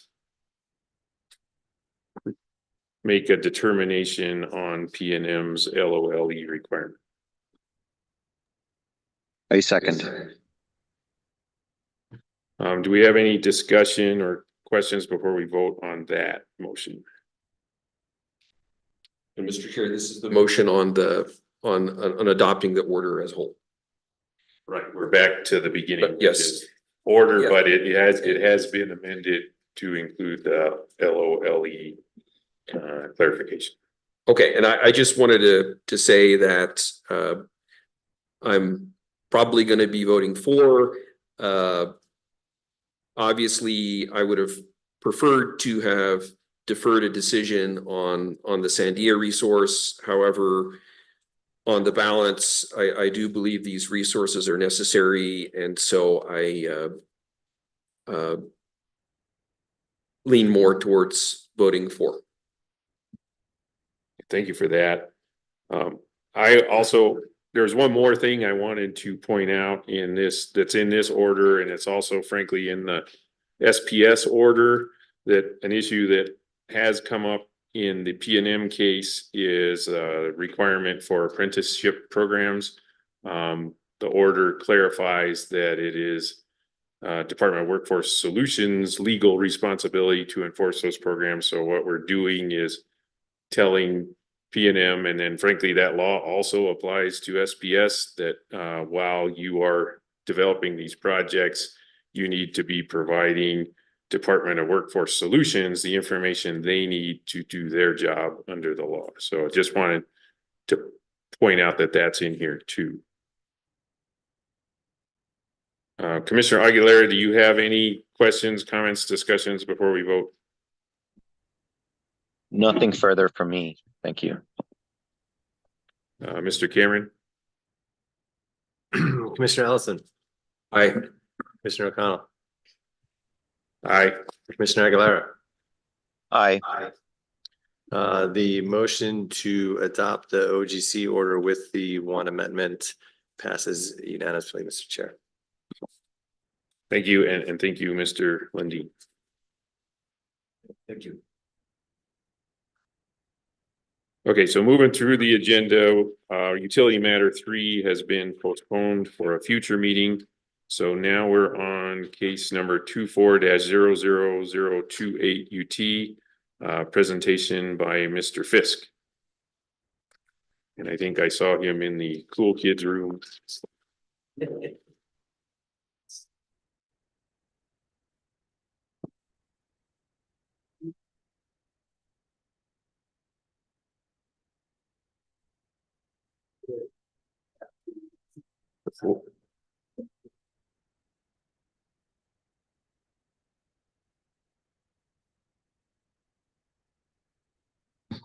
Mr. Chairman, Commissioners. Morning, Mr. Fisk. The floor is yours. Oh, it's this afternoon. Just barely. Yeah, thanks for that reminder, because we are going to do the tri-state presentation at 1 o'clock. So. Okay. So this matter is for the commission to commence a formal rulemaking proceeding. And it's different from I think anyone that's been proposed to this commission, and this is the first one I've done this way either, is that the proposal is not a proposal for amendments to the rule, to the 2 rules at issue. It's to repeal them. And repealing is a process that happens through the, under the State Rules Act that, is sort of equivalent to a rulemaking in terms of its, to the adoption of a rule, the amendment of a rule in terms of the procedure. And like if this went to this matter goes to the end, the commission decides to repeal these 2 rules, what would be filed, what would be published is just a standard repeal statement. It's what we publish in the New Mexico Register to inform the public. But though the commission isn't proposing amending these rules, it invites any commenters to propose, if they have any proposals, to retain these rules or a portion of them and amend them, then, please propose. We will certainly listen to those proposals. The repeal is based on the commission's finding in the initial order in this matter and staff's recommendation, which agreed with that tentative finding. It wasn't like a final finding, that the passage of Senate Bill 14 in the 2003 legislature, amending the New Mexico Telecommunications Act to require that incumbent local exchange carriers serving over 50,000 more access lines should not be regulated, should be regulated in the same manner as rural incumbent local exchange carriers, which the commission regulates under a separate statute, the Rural Telecommunications Act, and as noted in the commission's initial order, and as staff agreed, to achieve parity of regulation, which is what that Senate bill was titled, would really be. It seems, the initial finding of the commission is, it seems that would require repealing these two rules that apply specifically to the large over 50,000 lines ILEX, which at this time is only CenturyLink, aka Lumen Technologies. As staff noted, it's been our understanding for a long time that the Rural Telecommunications Act does not allow the commission to regulate rural ILEX. Generally, the commission, of course, does impose requirements related to the money that the rural incumbents receive under the access from the SRUSF, State Rural Universal Service Fund, but that's not equivalent to that. No, that's specifically provided for. We don't have any general regulatory authority. That's been our understanding. But this would say, if anyone has any alternative understanding of our jurisdiction here, we'll of course listen, and comments, that support that will be considered, as well, of course, comments that say, you're right, you need to repeal these. And of course, the two rules I'm talking about are the special quality of service rule that applies only at this time to CenturyLink, and the special consumer protection rule that applies only to CenturyLink, to large ILEX.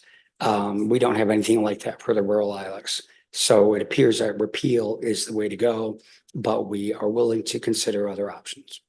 And with that, I'll take any questions. Thank you for that presentation. Commissioner Ellison, do you have any questions? No, thank you. Commissioner Aguilera? No questions from me. Thank you. So I have one question, Mr. Fisk. Does the commission have a reliquary? You mean a place where sacred relics are kept? We have a beautiful one. It's a jeweled skull that contains the head of a saint who was beheaded in ancient Rome and carried the head for a month. Thank you. I was just wondering where relics go when they get retired by the commission. So I'll move that we will adopt the potential order brought before us today.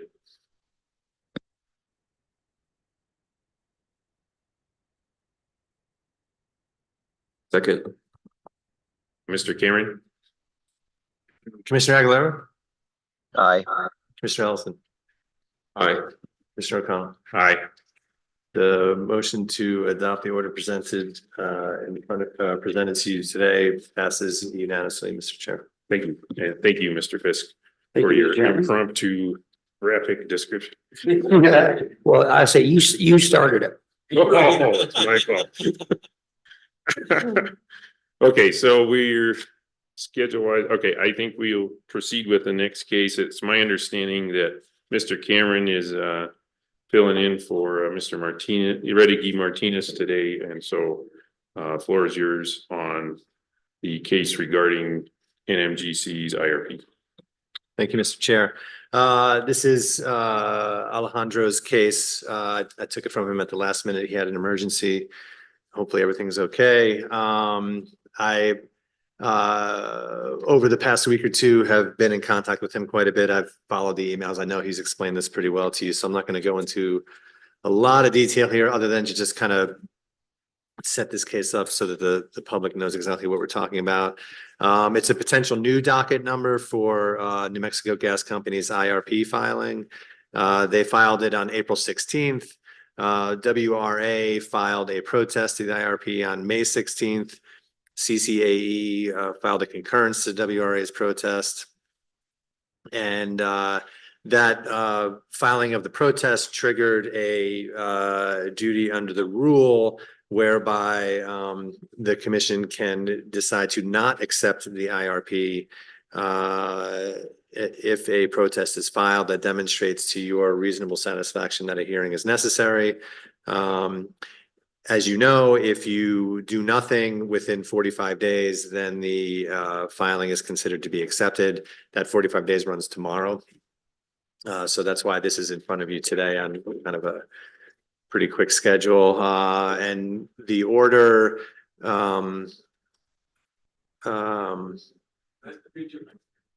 basically says that the filing is not accepted due to the protest being filed, and that this will be sent over for some kind of further proceeding, and a subsequent procedural order will be issued at some point in the near future, alerting the parties to what that proceeding is going to look like. Great. Thank you for that presentation. My understanding is the proposed action is an action triggered by the rule. Is that a fair summary? Correct. Commissioners, do you have any question or discussion on this? I have no further discussion. Thank you. I might make a couple of comments, Mr. Chair. I've mentioned before my concern over how this IRP was filed. I know that's a separate issue from the order we're looking at today. I did think it was worth mentioning that this IRP has traditionally been filed as a compliance document, but not filed into any docket, and as such, it's very hard for folks at the PRC to even recognize that it's been submitted, and especially when under the rule there's a 30-day protest deadline and a 45-day deadline to act. When you have a submission that has not there were no parties that were notified, that were served notice that the IRP was filed. So it's very tough to expect folks to submit protests within 30 days, and it's also hard to see the commission faced with a 45 deadline and not getting immediate notification because of the way it's filed. I don't think that's the gas company's fault in this case, but it's not the subject of this order and the protests by WRA. But I do flag that as a concern going forward and something that should be improved. I also think that this gas IRP should be an opportunity to really review the gas sourcing, the level of storage contracted for, the financial hedging, and we should really use it as an opportunity to review that. But on the order at hand, I'm in favor of it, given that we did have a protest that in my view there are sufficient grounds to hold a hearing. Yeah, thank you for that, Commissioner. And based on that speech, would entertain a motion. I move to adopt the initial order calling for a hearing to determine whether the gas company's IRP submission complies with the gas utility IRP rule. I'll second. Commissioner Aguilera, any comments, debate before we vote? None for me. Thank you for those comments, Commissioner Ellison. Mr. Cameron? Commissioner Aguilera? Aye. Commissioner O'Connell? Aye. Commissioner Ellison? Aye. The motion to adopt the order passes unanimously, Mr. Chair. Great, thank you. Okay, so Tri-State has gathered here, so welcome. We're gonna hold your presentation until 1, just because we made that promise to whoever may be watching online. So then I'll next ask Chief of Staff, are you comfortable with? I guess you got 40 minutes. 40 minutes. Oh, 20. Not gonna be 20 minutes. Okay, so please, we'll proceed with communications with Chief of Staff. Maybe she can teach me to tell time. Mr. Chair, Commissioners, good afternoon. Don't count on me teaching you to tell time. I went to law school, so I didn't have to do math. So subtraction. Anyway, thanks for this opportunity. We have some exciting things happening in the agency. I want to touch on the expansion positions that we were granted during the last legislative session, because those positions are effective, or the funding for those positions are effective July 1st. So we have been working on getting those positions established. 10 of them are in pipeline safety. We have our bureau chief and ASD have been working on exactly where those positions will be located. The idea is to have, as you've heard from Mr. Montoya, I think when he talked with you last time, the idea would be to have some of those positions located around the state for many reasons. One, it's important to us, and we've heard from you that it's important to you to be present in the local communities. We represent all of New Mexico, not just Albuquerque and Santa Fe. And so some of those positions will be actually physically located in those communities. That also helps us manage our travel budget, in that we don't have to pay for somebody to travel, say, from Santa Fe to Carlsbad or Hobbs on a regular basis for inspections and pipeline safety operations. The other 3 positions, we were granted a total of 13. The other 3 positions consist of 2 in the Office of Commissioners for analyst positions, and the third one being in the Utilities Division as a compliance. I think the term that we use, kind of the colloquial term, was a compliance officer. The technical title that we're going to give them is something more along the lines of compliant and audit manager, overseer, something to that effect. So it's not just simply checking the box, was this document filed, but also a deeper look into the contents of those, and more of an auditor type position. So like I said, all 13 of those positions, the funding is associated with them comes into effect July 1st. The 10 pipeline positions, we have plans for posting as soon as we get approval from SPO. The other 3 positions also are over at the State Personnel Office waiting approval there. But as we've discussed in various different places, the posting of those positions may depend on what the rest of the vacancy savings look like as well. So we'll be posting those as soon as the budget allows. Other updates regarding staffing. Mr. Brad Borman is no longer with the agency. We thank him for his service to the state of New Mexico and to the PRC, and wish him luck in his future endeavors. In the meantime, until we fill that position, Mr. John Bagatko has agreed to be acting division director for our legal division.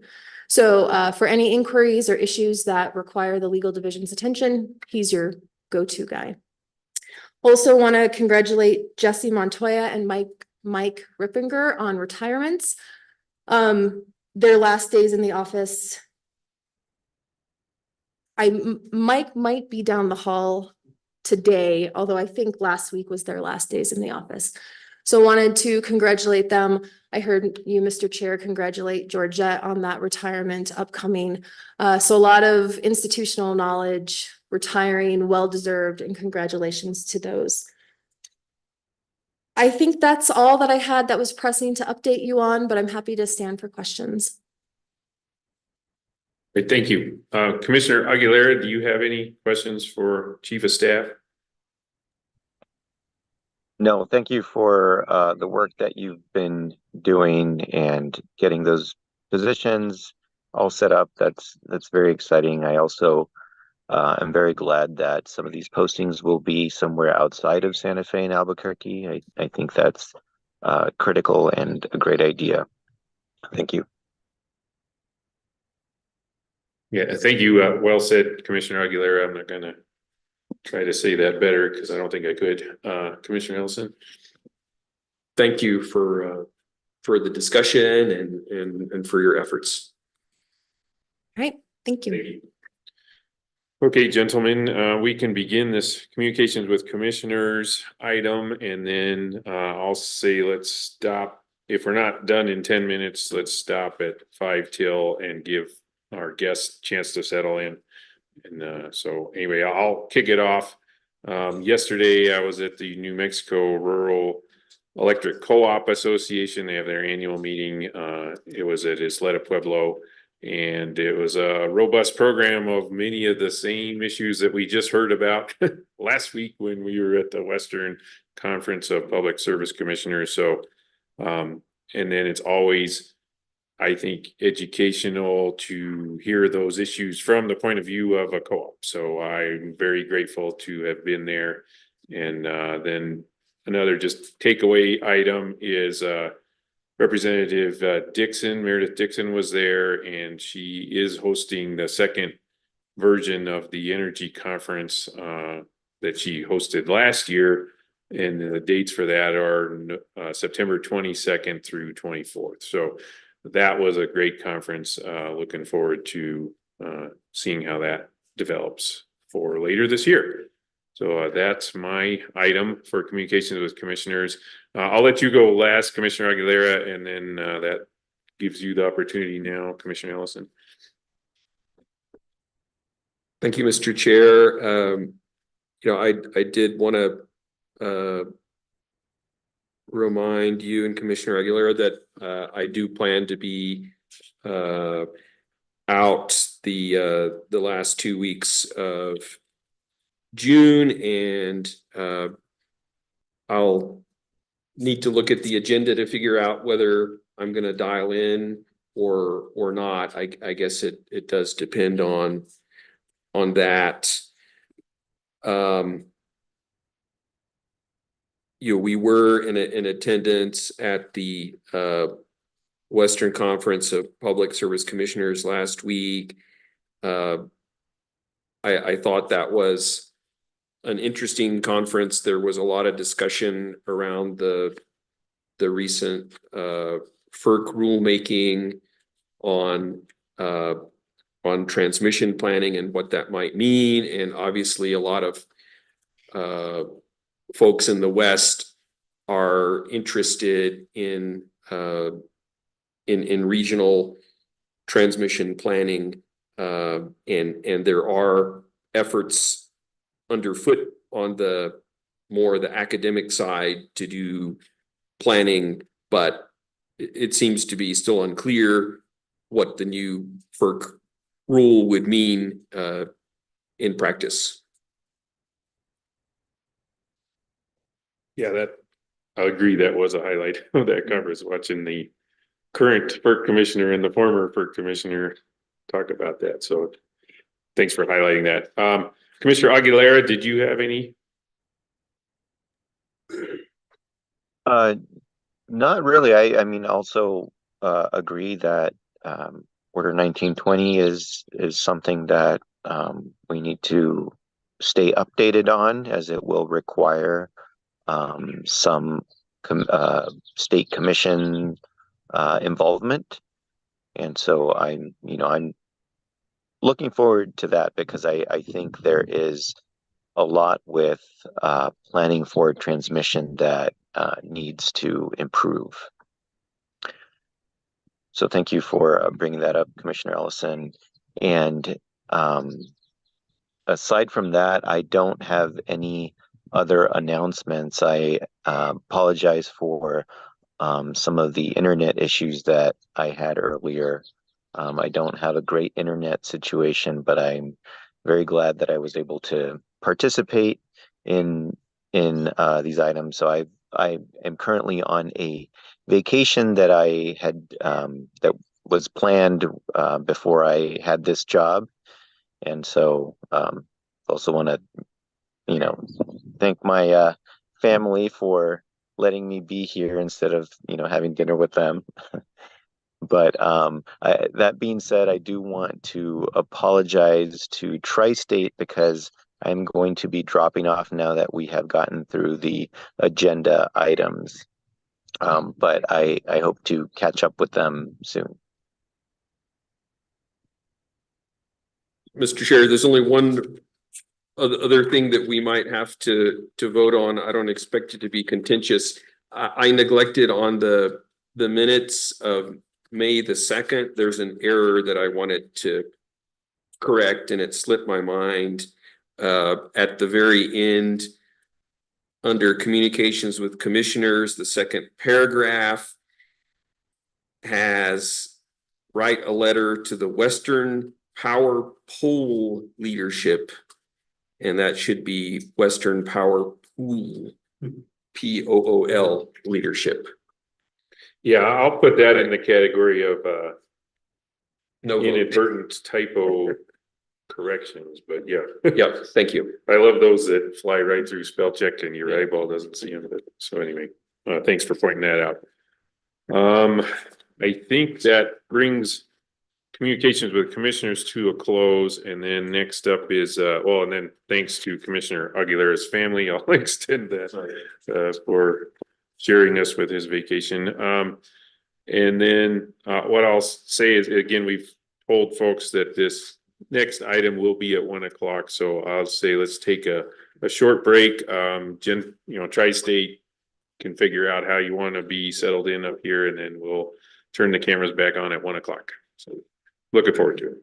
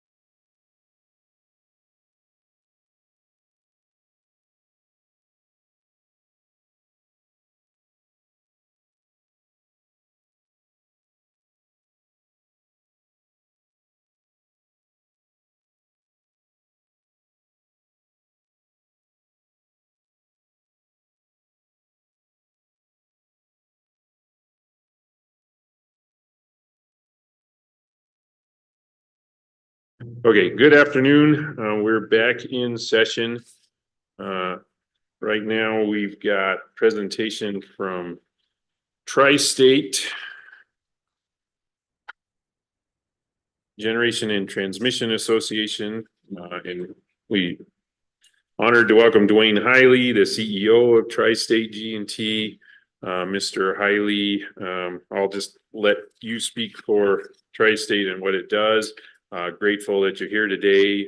We learn a lot from these presentations, and then hopefully you can have some good Q&A and look forward to it. So thank you again, and floor is yours. Thank you, Commissioner O'Connell, Commissioner Wilson, and in absentia, Commissioner Aguilar. Very happy to be here and be able to share just what's going on at Tri-State, and also happy for the Q&A, whatever will be on your mind. I would know probably what we might want to talk about. Oh, thank you. We might want to talk about RTOs, regional markets. We might want to talk a little bit more about wildfire preparation. So happy to address that as well. But the basics of this presentation before you is kind of an overview of Tri-State, so we can dive as deep on anything as you'd like. So if you don't mind, advance the next slide, please. This is the image of Tri-State's service area. So Tri-State's a poorly named cooperative because we serve in 4 states. We serve in the Panhandle of Nebraska. We serve in Wyoming, Colorado, New Mexico. You can see it's 41 utility members, all of them nonprofit member-owned utilities.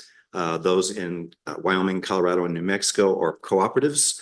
Those in Nevada and Nebraska are public power districts, which are organized very similar to cooperatives. They're member-owned, member-governed entities. So we serve 41 utility members, all on a nonprofit business model.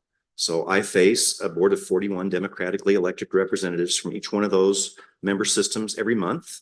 So we have monthly board meetings in Westminster, Colorado.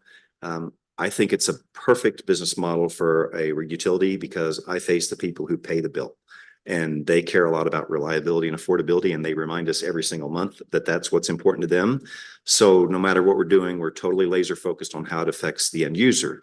If you look at our service territory, it's 200,000 square miles of some of the most desolate parts of the American West. We don't get the privilege of serving the big cities because we're rural co-ops. We got out there when the investor-owned utilities did not want to serve those areas. And where we're fortunate to have some growth that does occur sometimes on the outskirts of the cities. For the most part, we're serving some of the more persistent poverty counties in this region. Co-ops nationally serve about 92% of the persistent poverty counties in the country. If you look at our density, we're talking about an average of 3.5 to 5 consumers per mile for investment of a mile of line. You think about comparing that to a municipal that might have 40 or 50 consumers per mile, or investor-owned utility that might have 30 consumers per mile. It's one of the challenges we have is just serving broad parts of the West. Some of our co-op members serve as few as 1 consumer per mile in the more remote areas. So it's important for us to control costs when you have that kind of an overhead burden. And that's why we're laser focused on that. If you don't mind, advance to the next slide, please. Our mission statement has 3 key words in it: reliable, affordable, responsible energy. We also talk a lot about flexibility. So that's our core values that are reflected on this slide. And obviously, our members tell us reliability comes first. They want the lights to stay on to keep their farms and businesses running. But as soon as the lights are on, they care a lot about affordability. And as I said, I face the democratically elected representatives. Every one of them writes a check to their local co-op every month. And so they care a lot about cost, and they hear about it when they go home from their neighbors. So we're there to make sure that they don't hear bad words from their neighbors. Next slide, please. So as I talk about reliability, that's our first core value. And we're looking at everything we do to limit that risk. We do long-term resource planning. I know we'd probably like to talk about that a little bit more, so I'll be happy to address the ERP process. We also have developed enhanced reliability metrics. So Tri-State is in the middle of a very rapid energy transition. I say it's light speed for utility.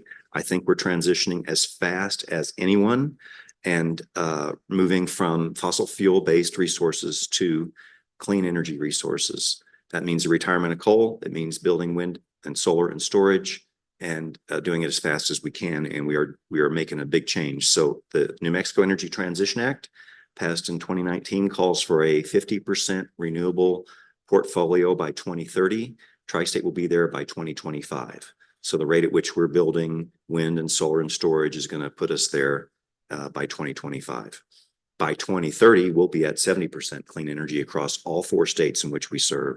Within the state of Colorado, we'll be at 89% decarbonization on a tonnage basis from a 2005 baseline.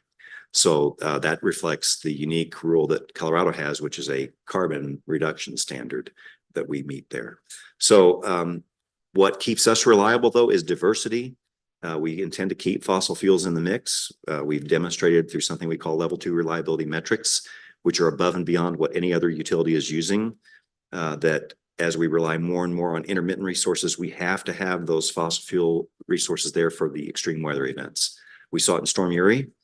During Storm Uri, I have 42-year career in this business, working for G&T cooperatives the entire time and being responsible for power supply that entire time. And I was never more scared than Storm Uri when we had to intentionally open breakers on consumers, and that's a bad day. Public health and safety is in jeopardy when you do that, and I just don't want to be in a world where we don't have the capacity to serve. In that instance, we had massive wind droughts across multiple states. So even though you can geographically disperse your resources, it's still possible when it gets really cold or when it gets really hot, the wind can stop blowing. And as we rely more and more on wind energy, that's a problem. In the winter, we rely on that. If we're relying on solar, that's a problem as well, because the peak loads occur at 7 a.m. and 7 p.m. And the sun isn't shining in the winter at 7 a.m. and 7 p.m. So while storage can help some and shift a little bit of that, if you're facing a 5-day extreme cold weather event, which we will routinely get, you're not going to have enough storage to carry you for 5 days. And that's why we have in our resource plan a fossil fuel generating unit that goes online as the coal is retired. And it doesn't run often, but when it runs, it really is needed. And we believe that you need natural gas with oil backup to keep the grid reliable. In addition, we would talk about proposing to convert that plant to carbon capture and storage in the early 2030s so that we would limit even the carbon emissions from the fossil fuel plant. Next slide, please. So this is a picture of the portfolio of resources that Tri-State's member owners own. So as nonprofit local electric cooperatives and public power districts, they own Tri-State. They own this set of resources, and it's more than any of them could deploy on their own. And it contributes to our very high levels of reliability and affordability. You can see in the first column there what we call dispatchable and semi-dispatchable units, starting with the Craig Station, which is coal, Laramie River is coal, Springerville is coal, then J.M. Schaefer, Lyman, Knutson, Pyramid are gas with oil backup. Burlington is oil only unit. J.M. Schaefer does not have oil backup, I'm sorry, but the others all do. Western Area Power Administration is WAPA, that's dispatchable hydroelectric capacity. Basin Electric is a dispatchable energy contract sourced out of their system north of us in the Dakotas. And so you can just see all these resources represent incredible diversity. The ones in red are the ones that we will be retiring by 2030. The ones in green are the ones that we're developing to go online by 2030. And those will be new additions to our portfolio. You can see that the 2023 total is about 3,400 megawatts of dispatchable resources. In 2031, we'll have fewer dispatchable resources. We'll have 3,100 megawatts of dispatchable resources. But our members own this, and they also own 5,000 miles of transmission to move it all around amongst the 4 states. It's an incredible asset for them in terms of hedging against market risk. So especially as we're going into organized markets in the West, organized markets can provide very low cost energy, but they also contribute to energy volatility, and you have to be prepared to cover that volatility. A differentiating factor for Tri-State versus some of the third-party power marketers that you'll hear from is that we actually own steel on the ground. We own resources dispersed across a broad geographic area. We own resources that are both dispatchable and non-dispatchable, and that allows us to cover the risk during extreme weather events in the market, or spikes of prices in the market, or spikes in natural gas prices when you don't want to be burning gas and causing your members' rates to go up. So you can see on this chart, we have the intermittent resources on the right side of the chart with the wind resources and the solar. Again, the ones in green are new that are being developed between now and 2030. And we will end up with over 2,000 megawatts of intermittent resources as well. All this to say, we're planning for reliability first, but this also contributes to affordability, and it's an incredible risk hedge that others can't match. I've seen some power marketer plans for like a municipal where they'll say, I'll provide you with a piece of a solar farm and a piece of a battery and a piece of a fossil fuel plant. And while that's a power supply, that's not a reliable power supply. That's not a power supply that can withstand any kind of market disruption. And if you lose natural gas, for example, you're in a very bad position to have to go buy from the market at a time when market prices may be very high. So this is a differentiating factor for Tri-State. Next slide, please. So as I mentioned, reliability comes first, but the moment the lights are on, the first thing the consumer cares about is affordability. And because we work for our members in a nonprofit business model, we're totally focused on this. We face those members every month. And we believe our rates are competitive. What I think is really amazing, and you'll see this on the next slide, the retail rates that our member cooperatives charge are extremely similar to the investor-owned utilities rates. And yet, and the large municipals. And yet our density is 3.5 to 5 consumers per mile, whereas the others would typically enjoy as much as 10 times that density. It's because of our focus on a nonprofit business model and complete focus every day on cost control that allows us to offer rates that are competitive, even though we have so much lower density for our service area. And we haven't had a rate increase since 2017. I challenge you to name another utility that hasn't had a rate increase since 2017. There may be one. I'm just not aware of who they are. And so finally, after 7 years, we do need a rate increase, and we are regulated on rates by the Federal FERC. Dang it. Federal Energy Regulatory Commission, complete mind block. It must have been the Tia Sophia's green chili today, which was fantastic, by the way. Anyway, the Federal Energy Regulatory Commission regulates us for rates, and we do have a rate increase that we will file at the end of this month. It will be a 6.4% average increase. Our first increase since 2017. If you look at the fact that we've had 2 rate decreases since 2017, and again, I'd say, do you know of any utilities that have done that? It'll be a net of less than a 2% increase from 2017 rates by the time we get this implemented. We are eager to get the rate into place because we're currently losing money every month, and so we're eager to get that fixed. But I do think it's just evidence of the cost control that we have because of the member-governed nature of our system. Also, we're seeking federal funding to assist with our energy transition. So part of the work we did over the last few years was to get legislation passed in the Inflation Reduction Act, something called the New Era Program, provides $9.7 billion for cooperatives in energy transition administered through USDA Rural Development. And we have been invited to apply for hundreds of millions of dollars of funding. USDA has asked me not to share the number, but it's well over $500 million of funding, which when leveraged into grants and loans will be well over $1 billion of total capital that will come into Tri-State from government funding to assist with our energy transition, with the development of wind and solar and storage, and with the stranded investment related to coal resources such as the Escalante plant, which was retired in 2020. So this will help boost up our balance sheet and help have a lower rate profile in the future than what we would have had under business as usual. And as a cooperative, our members own us. We really don't generate profits. We generate what we call margins. Money that's left over at the end of the year is allocated back to our member systems. They can count it as revenue on their income statement. And we retire that capital after a period of time. It's typically about a 20-year holding period. Retire that capital back to our members. Otherwise, we're debt financed. Next slide, please. This is just a look at the last full year of data we had, which was the filings before this regulatory body and others for the 2022 actual cost of service at the residential end. So just to say that Tri-State members, those cooperatives and public power districts that buy from us are represented in green. And you can see that our rate overall on average is very competitive with PNM, which is right next to us. And again, I just say, despite the very large disparity in density of the consumers served, I'm proud of the fact that we can get energy to the end of the line in a rate that's very comparable to others. And you can just see how strongly comparable it is. Next slide, please.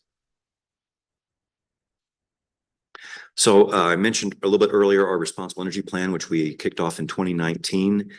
This had representation from the State Energy Office in New Mexico and the other states in which we serve. We did a broad-based stakeholder-led initiative. We had environmental NGOs at the table. We had state agencies from each state. We had organized labor. We had our member cooperatives, and we developed a plan for transition in a uniquely cooperative way while preserving reliability and affordability, but also accelerating our energy transition beyond what anyone else has been doing. And you can see this is the capacity, nameplate capacity pie chart.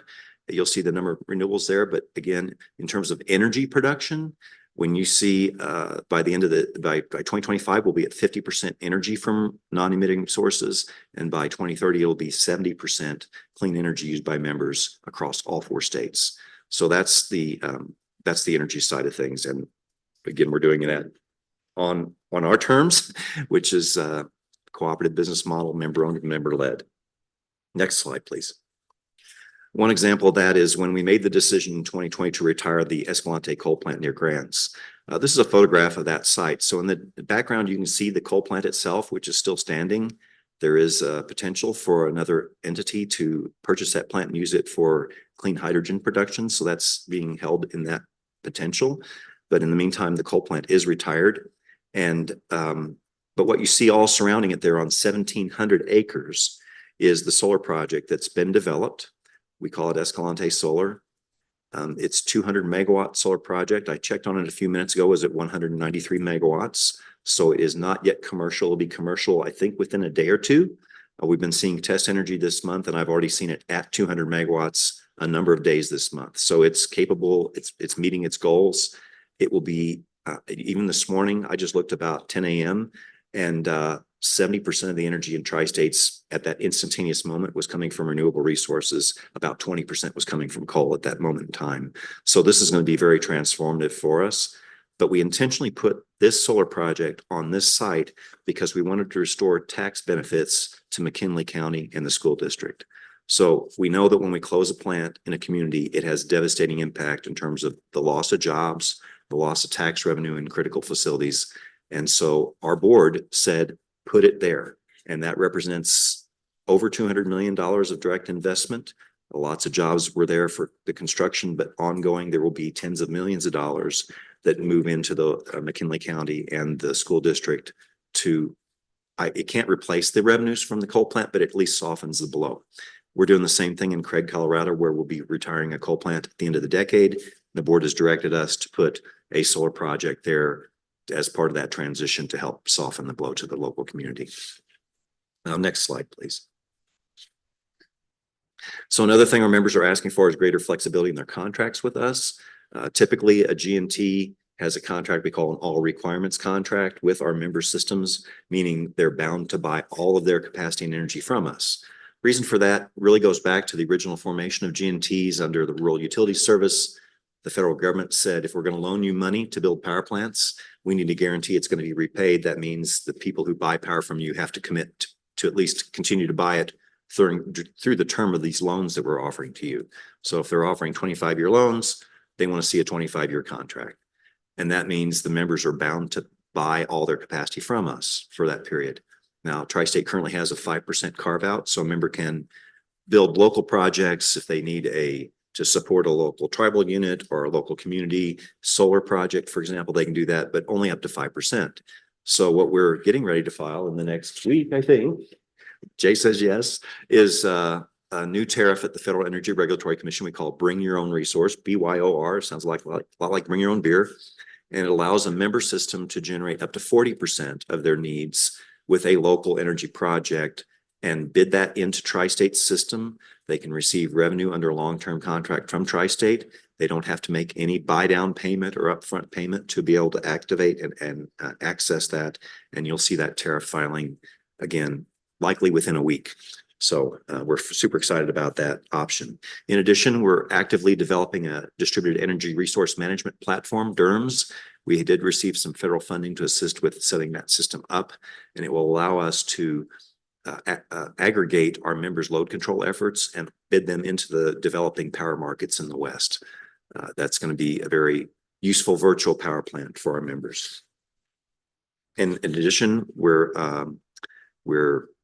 beta testing or just introducing on-bill repayment program, which allows our member consumers to get low interest loans and pay them back on their electric bill. with no credit check and no money down. This is currently active in Colorado, and we're seeking the additional legislation that will activate and allow that to happen in New Mexico as well. It's a great program for people who can't afford to upgrade their appliances or can't afford to upgrade their HVAC systems, to be able to access capital that, again, no credit check, no money down. It's paid back on your electric bill. It runs with the property. And typically the savings in energy costs more than make the payments on the loan. So watch for that, please, in the next year. So again, I'll just conclude with the final slide here. I guess I should visit a couple of topics, though. One would be the regional transmission organization. I think I was told you might have some questions about that. Tri-State, as part of our responsible energy plan, recognize that when we build out the massive amount of renewables that we'll have on our system, literally nameplate capacity far in excess of our load, that we will have to integrate that over a broad geographic area, bigger even than our system. The 200,000 square miles in which we serve is larger than the state of California, but only 1.5 million people. And we feel the need to partner with a regional transmission organization in order to move that power across multiple states. There'll be a lot of hours when we have more solar than we need or more wind than we need. And by having that regional transmission organization, they can move that. The entity we've chosen to partner with is called Southwest Power Pool. They operate the grid on the eastern side. Part of eastern New Mexico is in Southwest Power Pool. Some of our load in Nebraska is in the Southwest Power Pool. They've proven their ability to integrate massive amounts of renewables. They currently have hit a peak of over 80% wind energy across 14 states simultaneously. They've been able to keep the grid stable and operating in that kind of condition. We know that we're getting ready in the West to move in a similar direction with the wind and the solar. And we believe that SPP is very well prepared to integrate that energy in the same way on the West as they have on the East. In addition, they can optimize the DC ties that exist between the Eastern grid and the Western grid to get the best trade-off between energy and reliability between those two grids by moving power between the two. And hopefully over time, increasing that capacity between the grids. Some people would prefer to see California run the entire Western grid. There's been quite a bit of discussion about that. California themselves believes that there should just be one entity in the West. And we certainly don't believe that, largely because of governance concerns. The state of California governor appoints the leadership of the California ISO, and they do what is best for California, not always what's best for the West. As a result, a number of Western states are looking at partnering with Southwest Power Pool on what they're calling their Markets Plus option, which is an alternative to CalISO's EDAM, Energy Day Ahead Market. In both instances, it's a day ahead market. The difference being that state regulatory commissions to actually have a voice at SPP through what they call the Regional State Committee. You can initiate a FERC filing. The states actually approve cost allocation with SPP's business under SPP's model, and that's all superior to what you would get under CalISO. So that's why Tri-State's board made a commitment to join Southwest Power Pool, and we anticipate that going into service the first quarter of 2026, us and seven other regional utilities in the West. And then we hope to see that expand on into others. We've heard strong interest from Bonneville Power Administration up in the Pacific Northwest, strong interest from Arizona utilities. Still not clear where New Mexico or PNM might go, but I'd say that the more people that join Markets Plus and the Southwest Power Pool model, more likely that more people will join. It's kind of a escalating process. So we're very excited about the opportunities there. In terms of wildfire, I would say we've been very active in wildfire working group under the ESCC, Electric Subsector Coordinating Council, working with our federal partners. I was actually in Vail at the utility summit that EEI hosted after the NARUC meeting, and I serve as the co-chair of the Electric Subsector Coordinating Council itself. We partner with our Department of Homeland Security and DOE on critical security issues for electric utilities, both physical and cyber, and things such as wildfire. So we've been working with our federal partners at Forest Service, BLM, attempting to get better access through permit reform. Sometimes we can't even get in to do wildfire mitigation like vegetation management. And we can see danger trees in the way of a utility right away and not be able to get access to do anything about it. That's very frustrating. So we've been working to get master special use permits from the Forest Service. They've actually moved somewhat in that direction. BLM is having more difficulty moving, so we've been escalating our concerns all the way up to the White House on that. Also, we're asking the states to consider liability protections under state law for utilities. It's not in anyone's interest when a utility goes bankrupt. The people don't get paid anyway that are harmed if that's the case. And the idea of having some kind of liability cap would allow us to access the insurance markets more readily. What's happening right now across the nation as a result of the Hawaii fires, the California fires, the Texas fires, is you see a fire and you see a utility go bankrupt. And that is not in the public interest. Whenever what we're seeing even this year is the liability coverage that we've typically insured has been cut in half for Tri-State at a cost that went up 50%. So we're getting half the coverage for 50% increase in rates. And that was prior to the Texas fires. I'm very concerned if we went back to the market today, it would be even worse. And we're hearing a lack of appetite from the reinsurance market if there's not some kind of solution. So we are seeking both a federal liability cap on federal lands, and we're asking the states to consider liability caps within the state authorities. Otherwise, we just fear that it will be uninsurable risk, which means every utility is just a spark away from bankruptcy. And that's, again, it doesn't help the utilities, nor does it help the consumers who might end up being harmed as a result of such a fire. And what we propose there would be something with, you have to meet some kind of minimum standard approved by the state. In return, you get some kind of shield from a cap of some amount of liability, which would allow us then to access an insurance market for that excess liability. I'll stop and just say, what's on your mind and what could we help share in terms of what's going on at Tri-State? Well, again, back to the start, thank you for being here. Just baseline information, very valuable. I'll go ahead and let Commissioner Ellison start. I've got a couple questions, but I always learn more when I listen to him. So. Excellent. Mr. Hiley, appreciate your presentation, your being here. One question came to mind, and that is, as you well know, you have a energy resource planning process, an ERP document that you file before the Colorado PUC. And I understand that several years ago, legislation was passed in Colorado that really underpins the authority of the Colorado PUC to request these planning documents. Have you engaged in any discussion with any parties in New Mexico or around this issue, around the potential of filing ERP documents before the New Mexico PRC? I've not been involved in those discussions. Just a little background on the Colorado legislation. So even prior to that, Tri-State had a requirement and still does have a requirement to file our resource plans with the federal government through WAPA, the Western Area Power Administration. And it's primarily a review on their part. Colorado, when they instigated the carbon cap, greenhouse gas reduction rule in 2019, part of that was a requirement that we get that reviewed by the Colorado PUC to validate that the carbon reductions will be achieved. And so we do file, it's a stakeholder process, it's rather burdensome.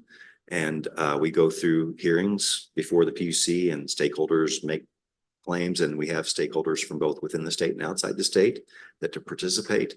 It's a very thorough process, and we will be wrapping up the phase 1 of our second ERP this summer.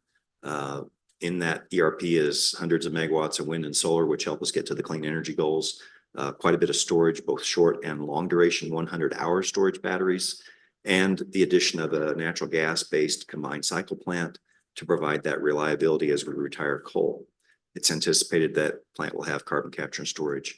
All that to say, yes, we're in the middle of a process at the Colorado PUC. I haven't really contemplated starting that up in another state. My concern with it would be then when Wyoming says they want to regulate it also, what happens to our resource plan? And can we have just one resource plan that everyone would support, or will we end up with one plan that says build more coal and another plan that says, build more renewables?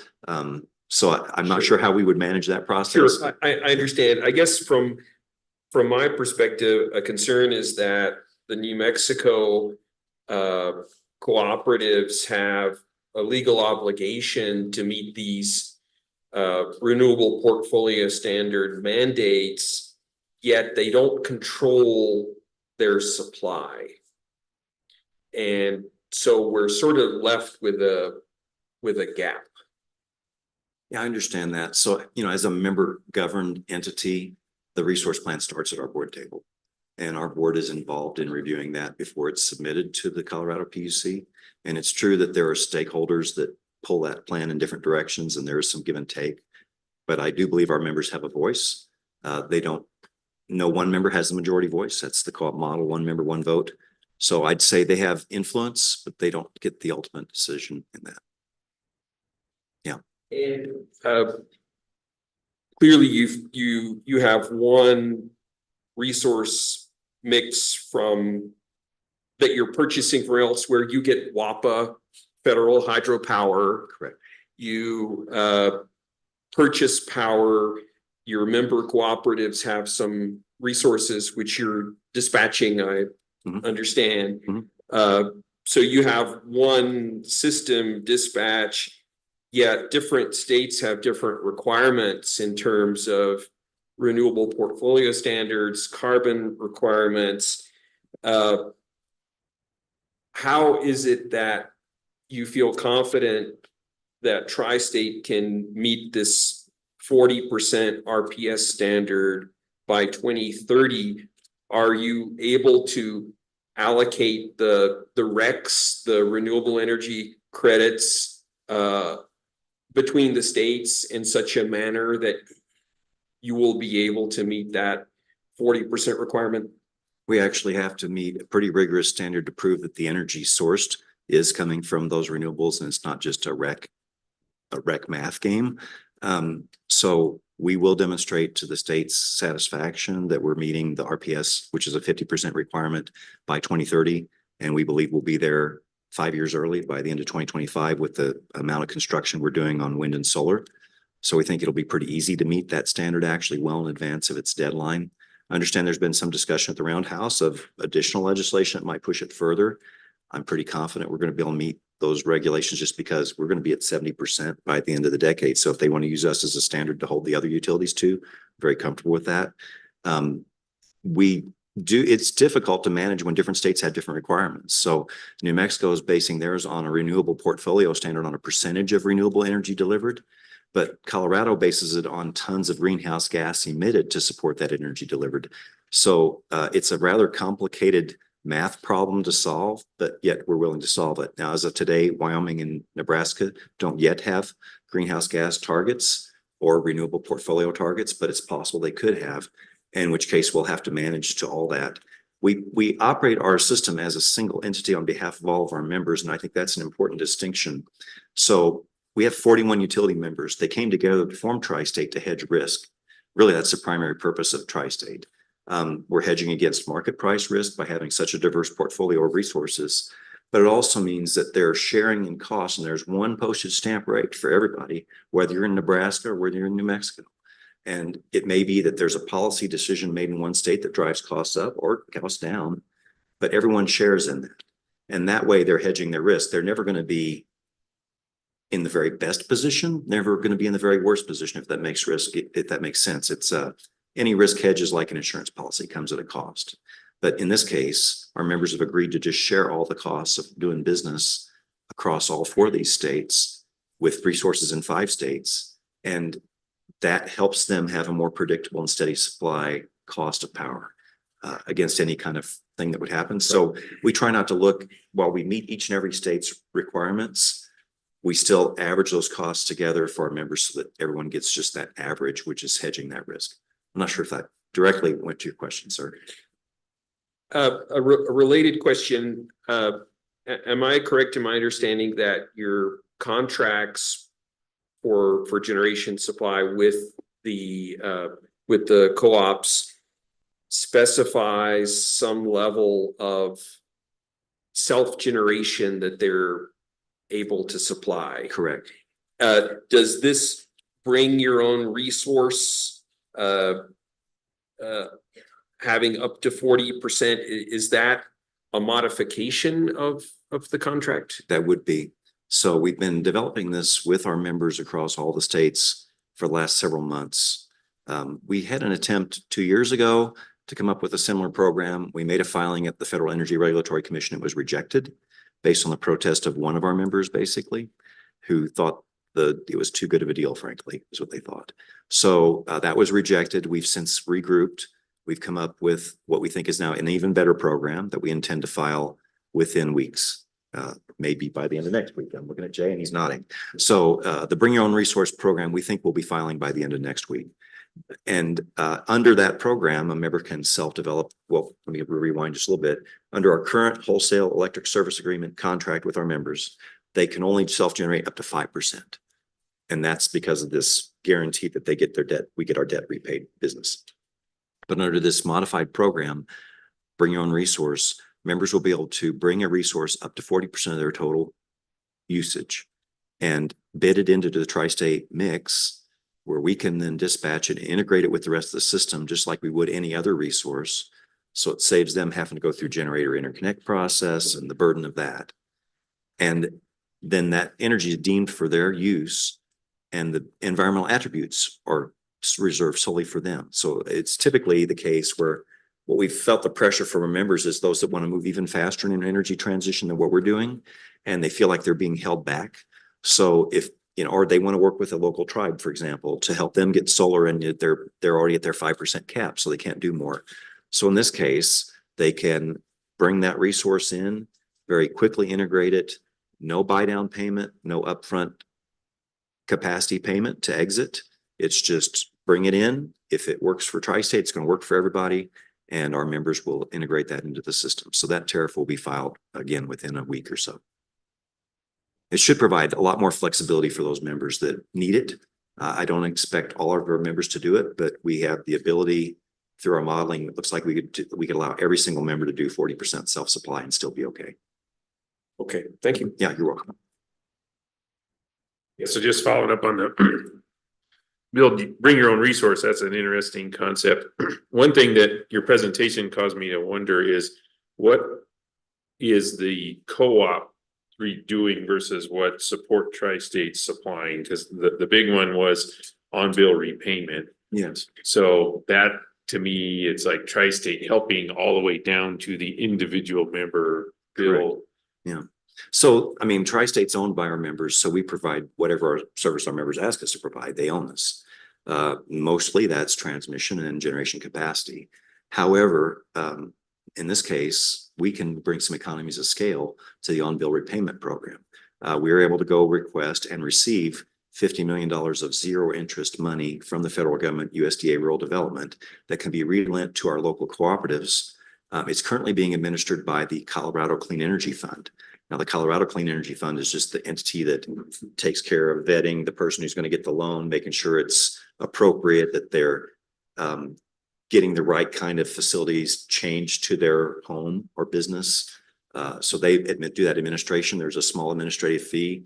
At the end of the day, the loan is still a far below market rate loan that's made to the member. The co-ops aren't making any money on this. It's simply passing it through. But we say we're not vertically integrated like an investor-owned utility or a municipal would be, but we're vertically coordinated.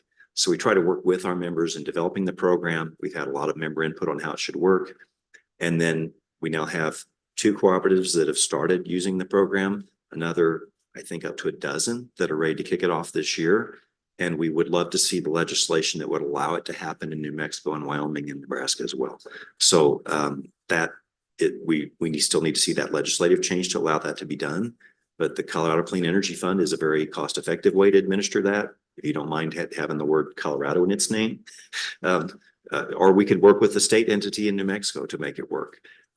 It's a fabulous program for a homeowner. Or even, I mean, if you're a landlord that has a apartment block complex and everybody has meters within that apartment complex, you have zero incentive to upgrade the heating systems and make them more affordable. Because you're going to spend a lot of money, but your residents, your tenants are paying the bill, right?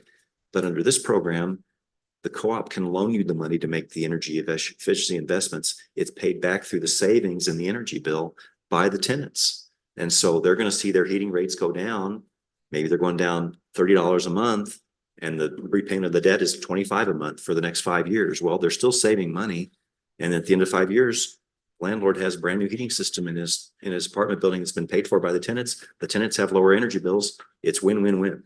So, and there's just not another way to get this kind of transition effectively. And part of the program is a vetting of the contractors who will do the work to make sure they meet some standard of excellence. It's going to be I think, very robust and good program. Yeah, no, it's exciting to hear about that. And then one of the things that's happening in New Mexico is we're trying to implement a update in our interconnection rule.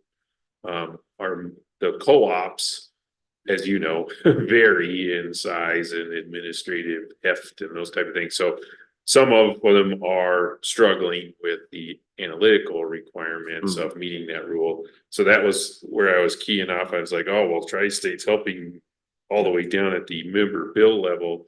Can Tri-State provide support to members that are trying to figure out things like interconnection on their distribution system? Or does Tri-State provide support to members at that kind of I can't speak because I'm not familiar with that exact issue in terms of what's happening in New Mexico, and I apologize for that. But I do know that, again, we're owned by our members. We generally do whatever they want us to do. They're paying the bill. And an example of where we have worked with our members is to help them in the specific instance of some tribal entities that are trying to develop some solar, to visit with them and say, how can we assist? We've got people who are absolute experts in contracting for solar. And I say it's a scary world. If you've not done it before, you might end up signing a contract that has some pretty one-sided provisions. We've seen some pretty awful examples, frankly, out there. Now, I do not mean to paint a brush that says solar developers as a whole are not reputable or whatever, but there are some that unfortunately give everybody a bad name. And we have developed some really good contracting practices that we're happy to share with our members, and we have done so. So if they want that kind of assistance, we're happy to provide it. Again, they own us. They own a resource that's not just generation. It's a whole staff of experts that can help them with those kind of issues. Yeah, well, and another thing that sparked that question was good news that the government is helping invest in the rural electric system. There's also lots available to individual members, and interconnection is a barrier to that. So that's why, to me, it's important that the utilities make progress on this interconnection, especially in a co-op, because the utility shouldn't be the gatekeeper for whether the member can take advantage of an opportunity they have, is just kind of my high level premise there. But then when I was exploring that issue with some New Mexico co-ops, one of the things they brought up was lack of flexibility with their full requirements contract. So it was, I don't know if that's material, real, whatever, that if they have members doing things behind the meter that then changes what they need to buy from Tri-State, that they can't do that. So is that true that the full requirements contract is a barrier in some members doing things on their own? And that's what we've heard from our members, and that's our reason for developing this, what was originally called a partial requirements contract concept. It's morphed into this bring your own resource. We're just trying to find a way under the existing contract terms as much as possible that not have to change anything. There'll be some changes in this filing, but to keep it as simple as possible for the member that wants to do it, I think that's what we've come up with under bring your own resource, so that they can assist their member if, again, they have a need and the 5% cap was holding them back. This is going to give them a lot more bandwidth to help their local communities, a community solar project, for example, or a tribal resource that can be done. Yeah. And then I guess my other message on interconnection is we want utilities to be able to succeed with that. So, it's not the carrot and stick thing, that if there's ways that we can help them get the help they need, love to hear it. If there's a barrier to Tri-State helping them, the area which I'm sorry, sir. I'd love to hear it. Well, the area which I'm familiar with is more on the transmission level. I'm not sure. Right, that's why I thought it might be kind of. Yeah, under the generator interconnect queue rules, which we're pushing for changes at the Southwest Power Pool as they implement the Western market. Tri-State has already made what we call queue reform. So it allows, the complaint we've heard is that renewable developers have had difficulty getting access to the grid for a project because sometimes people can take it like a free option and kind of clog up the queue with a lot of projects that probably aren't going anywhere. And that means the guy who has a real project that needs to move and get to a utility has to wait for all these others to be evaluated, and it can take years, literally years. I was talking to a developer this morning who said that the standard for them is over 2 years waiting just to get knowledge of whether they can interconnect or not. And under the queue reform, it's a matter of months. And so if you're ready to move forward, you can move to the front of the line under that basis. And this is on the transmission side, and this is all regulated by FERC tariffs. Yeah, that's right. And then just make sure I understand what you're saying about Tri-State and SPP. You're talking about Tri-State joining RTO West or Markets Plus? RTO West. Okay, that's what I thought. Yeah. And then I'm on the RSC, so yay.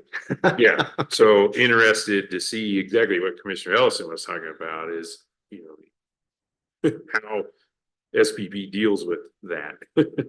The different requirements in different states and how it threads through. They are actively working on this plan of how they measure the greenhouse gas tonnage. And again, like you said, it's a different standard in New Mexico. So how do you prove that you're meeting that one while you're also meeting the other?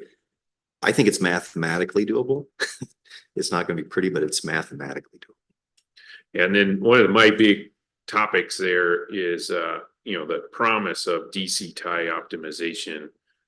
Not yet seeing the work to realize that promise. So if there's something I can do to help with that, let me know. Thank you for that. I think it has tremendous opportunity for all of us. But we need to get, one of the reasons I'm a supporter of SPP, maybe over just CalISO coming over to the whole West, besides the governance issue, is that SPP already operates the Eastern grid all the way up to the Western grid border. So if they also get to operate on the other side in RTO West, they have every opportunity to integrate and optimize that interface. So it's my expectation that once they have both sides, the long-term planning studies will reveal that there's a benefit to upgrading the DC ties, and that now the cost allocations, people can complain. I think you need to share that across the broadest possible area, because both the Eastern grid and the Western grid are going to benefit from the integration of the two. And so I would support very broad scale tariff that would recover those costs from just about everybody. There's going to be those that say, well, I don't benefit because I'm not right next to the tie, but frankly, it's going to levelize LMPs across both sides. And when I look at the map, I see a small utility on each side of the tie. So Yeah. it's like, how are you going to get this optimization? Then the first thing it through was really more about source adequacy. It was a pretty severe lockdown on what we can see the tie. Yeah. Which resource adequacy that might be appropriate because it's about accountability, but that was their first shot out of the box was that made use of this tie very strictly. So just cognitive dissonance. Here's an opportunity, but the first thing we're going to do is try not to use it. So, You're right, though. The current ties aren't big enough for arbitrage of markets, and they weren't built for that purpose. I mean, they were built because at the very edge of the grid, it gets really weak. And so for the western edge of the eastern grid, there wasn't much support. And on the eastern edge of the western grid, there wasn't much support. But by putting a grid tie there, you strengthen both sides. So it was there for just like local reliability, but really not for interregional transfers. They're not big enough. So there has to be a complete reimagining. In other words, if you look at where the ties, as you just mentioned, where they start and stop today, those are weak sources on the grid. You need a very long line that might go from a significant regional hub in the west to a significant hub in the east, such as a Wichita, or so not just on the grid edge. And then you can move real power between the two markets. So it will be the existing ties are great, and you can try to optimize what you can out of them, but you won't get a lot. And the real reimagining is that next 10 years, when you build the large multi-gigawatt DC ties that land in major load centers, then you can start moving some real power. And we're going to need to move solar power east and wind power west to help with duct curves and that kind of thing. yeah, no, I appreciate your insights. And then just the last piece of that is, does that mean the New Mexico members will also be in RTO West? At this point, no, because our load in New Mexico is under the PNM balancing authority. And so we will go the direction that PNM goes. Now we would encourage PNM to consider SPP because we think there's going to be advantages to that, but that will not be our decision. Mr. Chair, I might follow up just a little bit. The interconnection rule that Commissioner O'Connell referred to is something that we've adopted here for generation sources 10 megawatts and lower. And the primary focus would be distributed generation solar and requirements around advanced inverters and inverter settings and these types of issues. And the issue is that we're implementing that now with the investor-owned utilities, but the electric co-ops have said, we really don't have the engineering manpower to really support that. And so they've asked to be on a slower track with those requirements. And I guess one question is around the distributed solar at the rural electric co-ops. My impression is there isn't very much of it compared with the investor-owned utilities. And I'm curious whether the current contract's 5% limit has been impacting that distributed solar adoption. I guess I'd like to get back with you on that because I don't know off the top of my head.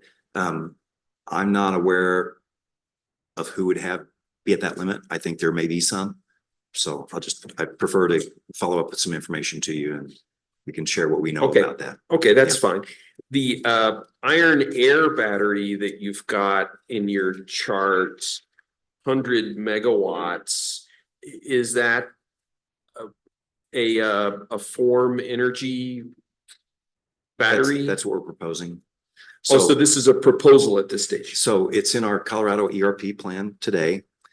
We start with a 10 megawatt battery, and it would be the Form Energy iron air battery, 100 hour. And that's our initial installation in 2026 type timeframe. And then follow up with that with assuming it works, which we do believe it will. There's some deployed already. And there will be others deploying at larger scale, Excel, for example, in Colorado, Great River Energy in Minnesota. So we're watching those very closely. And assuming there's no glitch there, we intend to put the 100 megawatt, 100 hour battery into service near the end of the decade. I see, but you have approval for a 10? Within months, we'll have approval. A 10 megawatt, 100 hour. We're seeking approval for the entire package. So both the 10 and the 100, but that proceeding is not complete yet. So I with the team, if we know when it's going to happen, it's within months. My expectation, like the end of July or so, we'll have that. And then we'll go into the resource acquisition phase this fall, where we'll actually issue bids for those projects.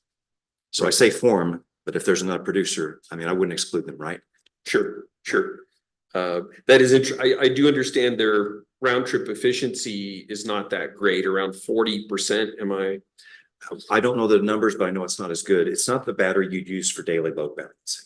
So we also have, you see in our plan, some 4-hour batteries that are lithium ion. So those are the ones you use to shift solar across into the evening peak. And that's a cost-effective way to use those. You see California using them often as an 8-hour battery at half the capacity instead of a 4-hour battery, just because of your grid constraints. But we see a role for those. So as we deploy so much more solar, we're going to quickly have more than we need during the sunniest part of the day, especially in the spring and the fall. And those batteries will help us shift that to cover the evening peak and avoid that duck curve. But the 100-hour battery is there for the extreme weather events. And as I mentioned, Storm Uri, Storm Elliott, the most frightening times in my career. I don't ever want to do that again. I don't want to have to say we're opening a breaker on purpose because there's not enough capacity. And that happened on the eastern side, not on the western grid, but on the eastern side where we operate in Nebraska. I'm always just thinking about the family in the minivan that's going through a traffic light and that thing's off and somebody has an accident. I don't want to see that happen. So we take that extremely seriously. So all that said, the resource plan is moving forward and we're going to have a long duration storage as part of that plan. So when we have the Storm Uri, we can push the button and it runs for 5 days at a time. Okay, and at Escalante, that's your transmission line, isn't it, that feeds into that? I believe plant? so. Yeah. Yeah, okay. All right, great, thank you. Yep, you're welcome.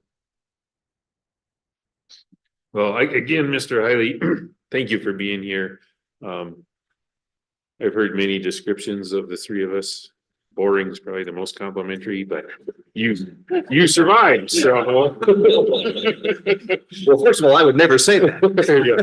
No, I know we can get kind of weedy and nerdy and you stood up. No, I'm for that, delighted. so I'm thank delighted you to be for here that, and I love the opportunity to talk about all the fun things we get to do. I think it's fun. I don't think it's nerdy at all. I think it's Well, fun. that's what happens. I think it's fascinating. We get a fellow traveler and it goes deep, so. No, but anyway, we're happy thank to you for come that. back at any time at your invitation. Don't want to waste your time, but we'll be here anytime you have questions. Definitely want to let you know everything we're doing and how we could work best with you and have really enjoyed working with the state office and appreciate the input during our responsible energy plan. And just look forward to doing more together. Great, thank you. Great, thank you. You're welcome. Well, Commissioner Ellison, I think that we've worked through the whole agenda. Is there anything, any last words? Nope. No, thank you. Great. Well, again, thanks to all guests from Tri-State most recently and Mr. Fisk. And with that, we'll adjourn.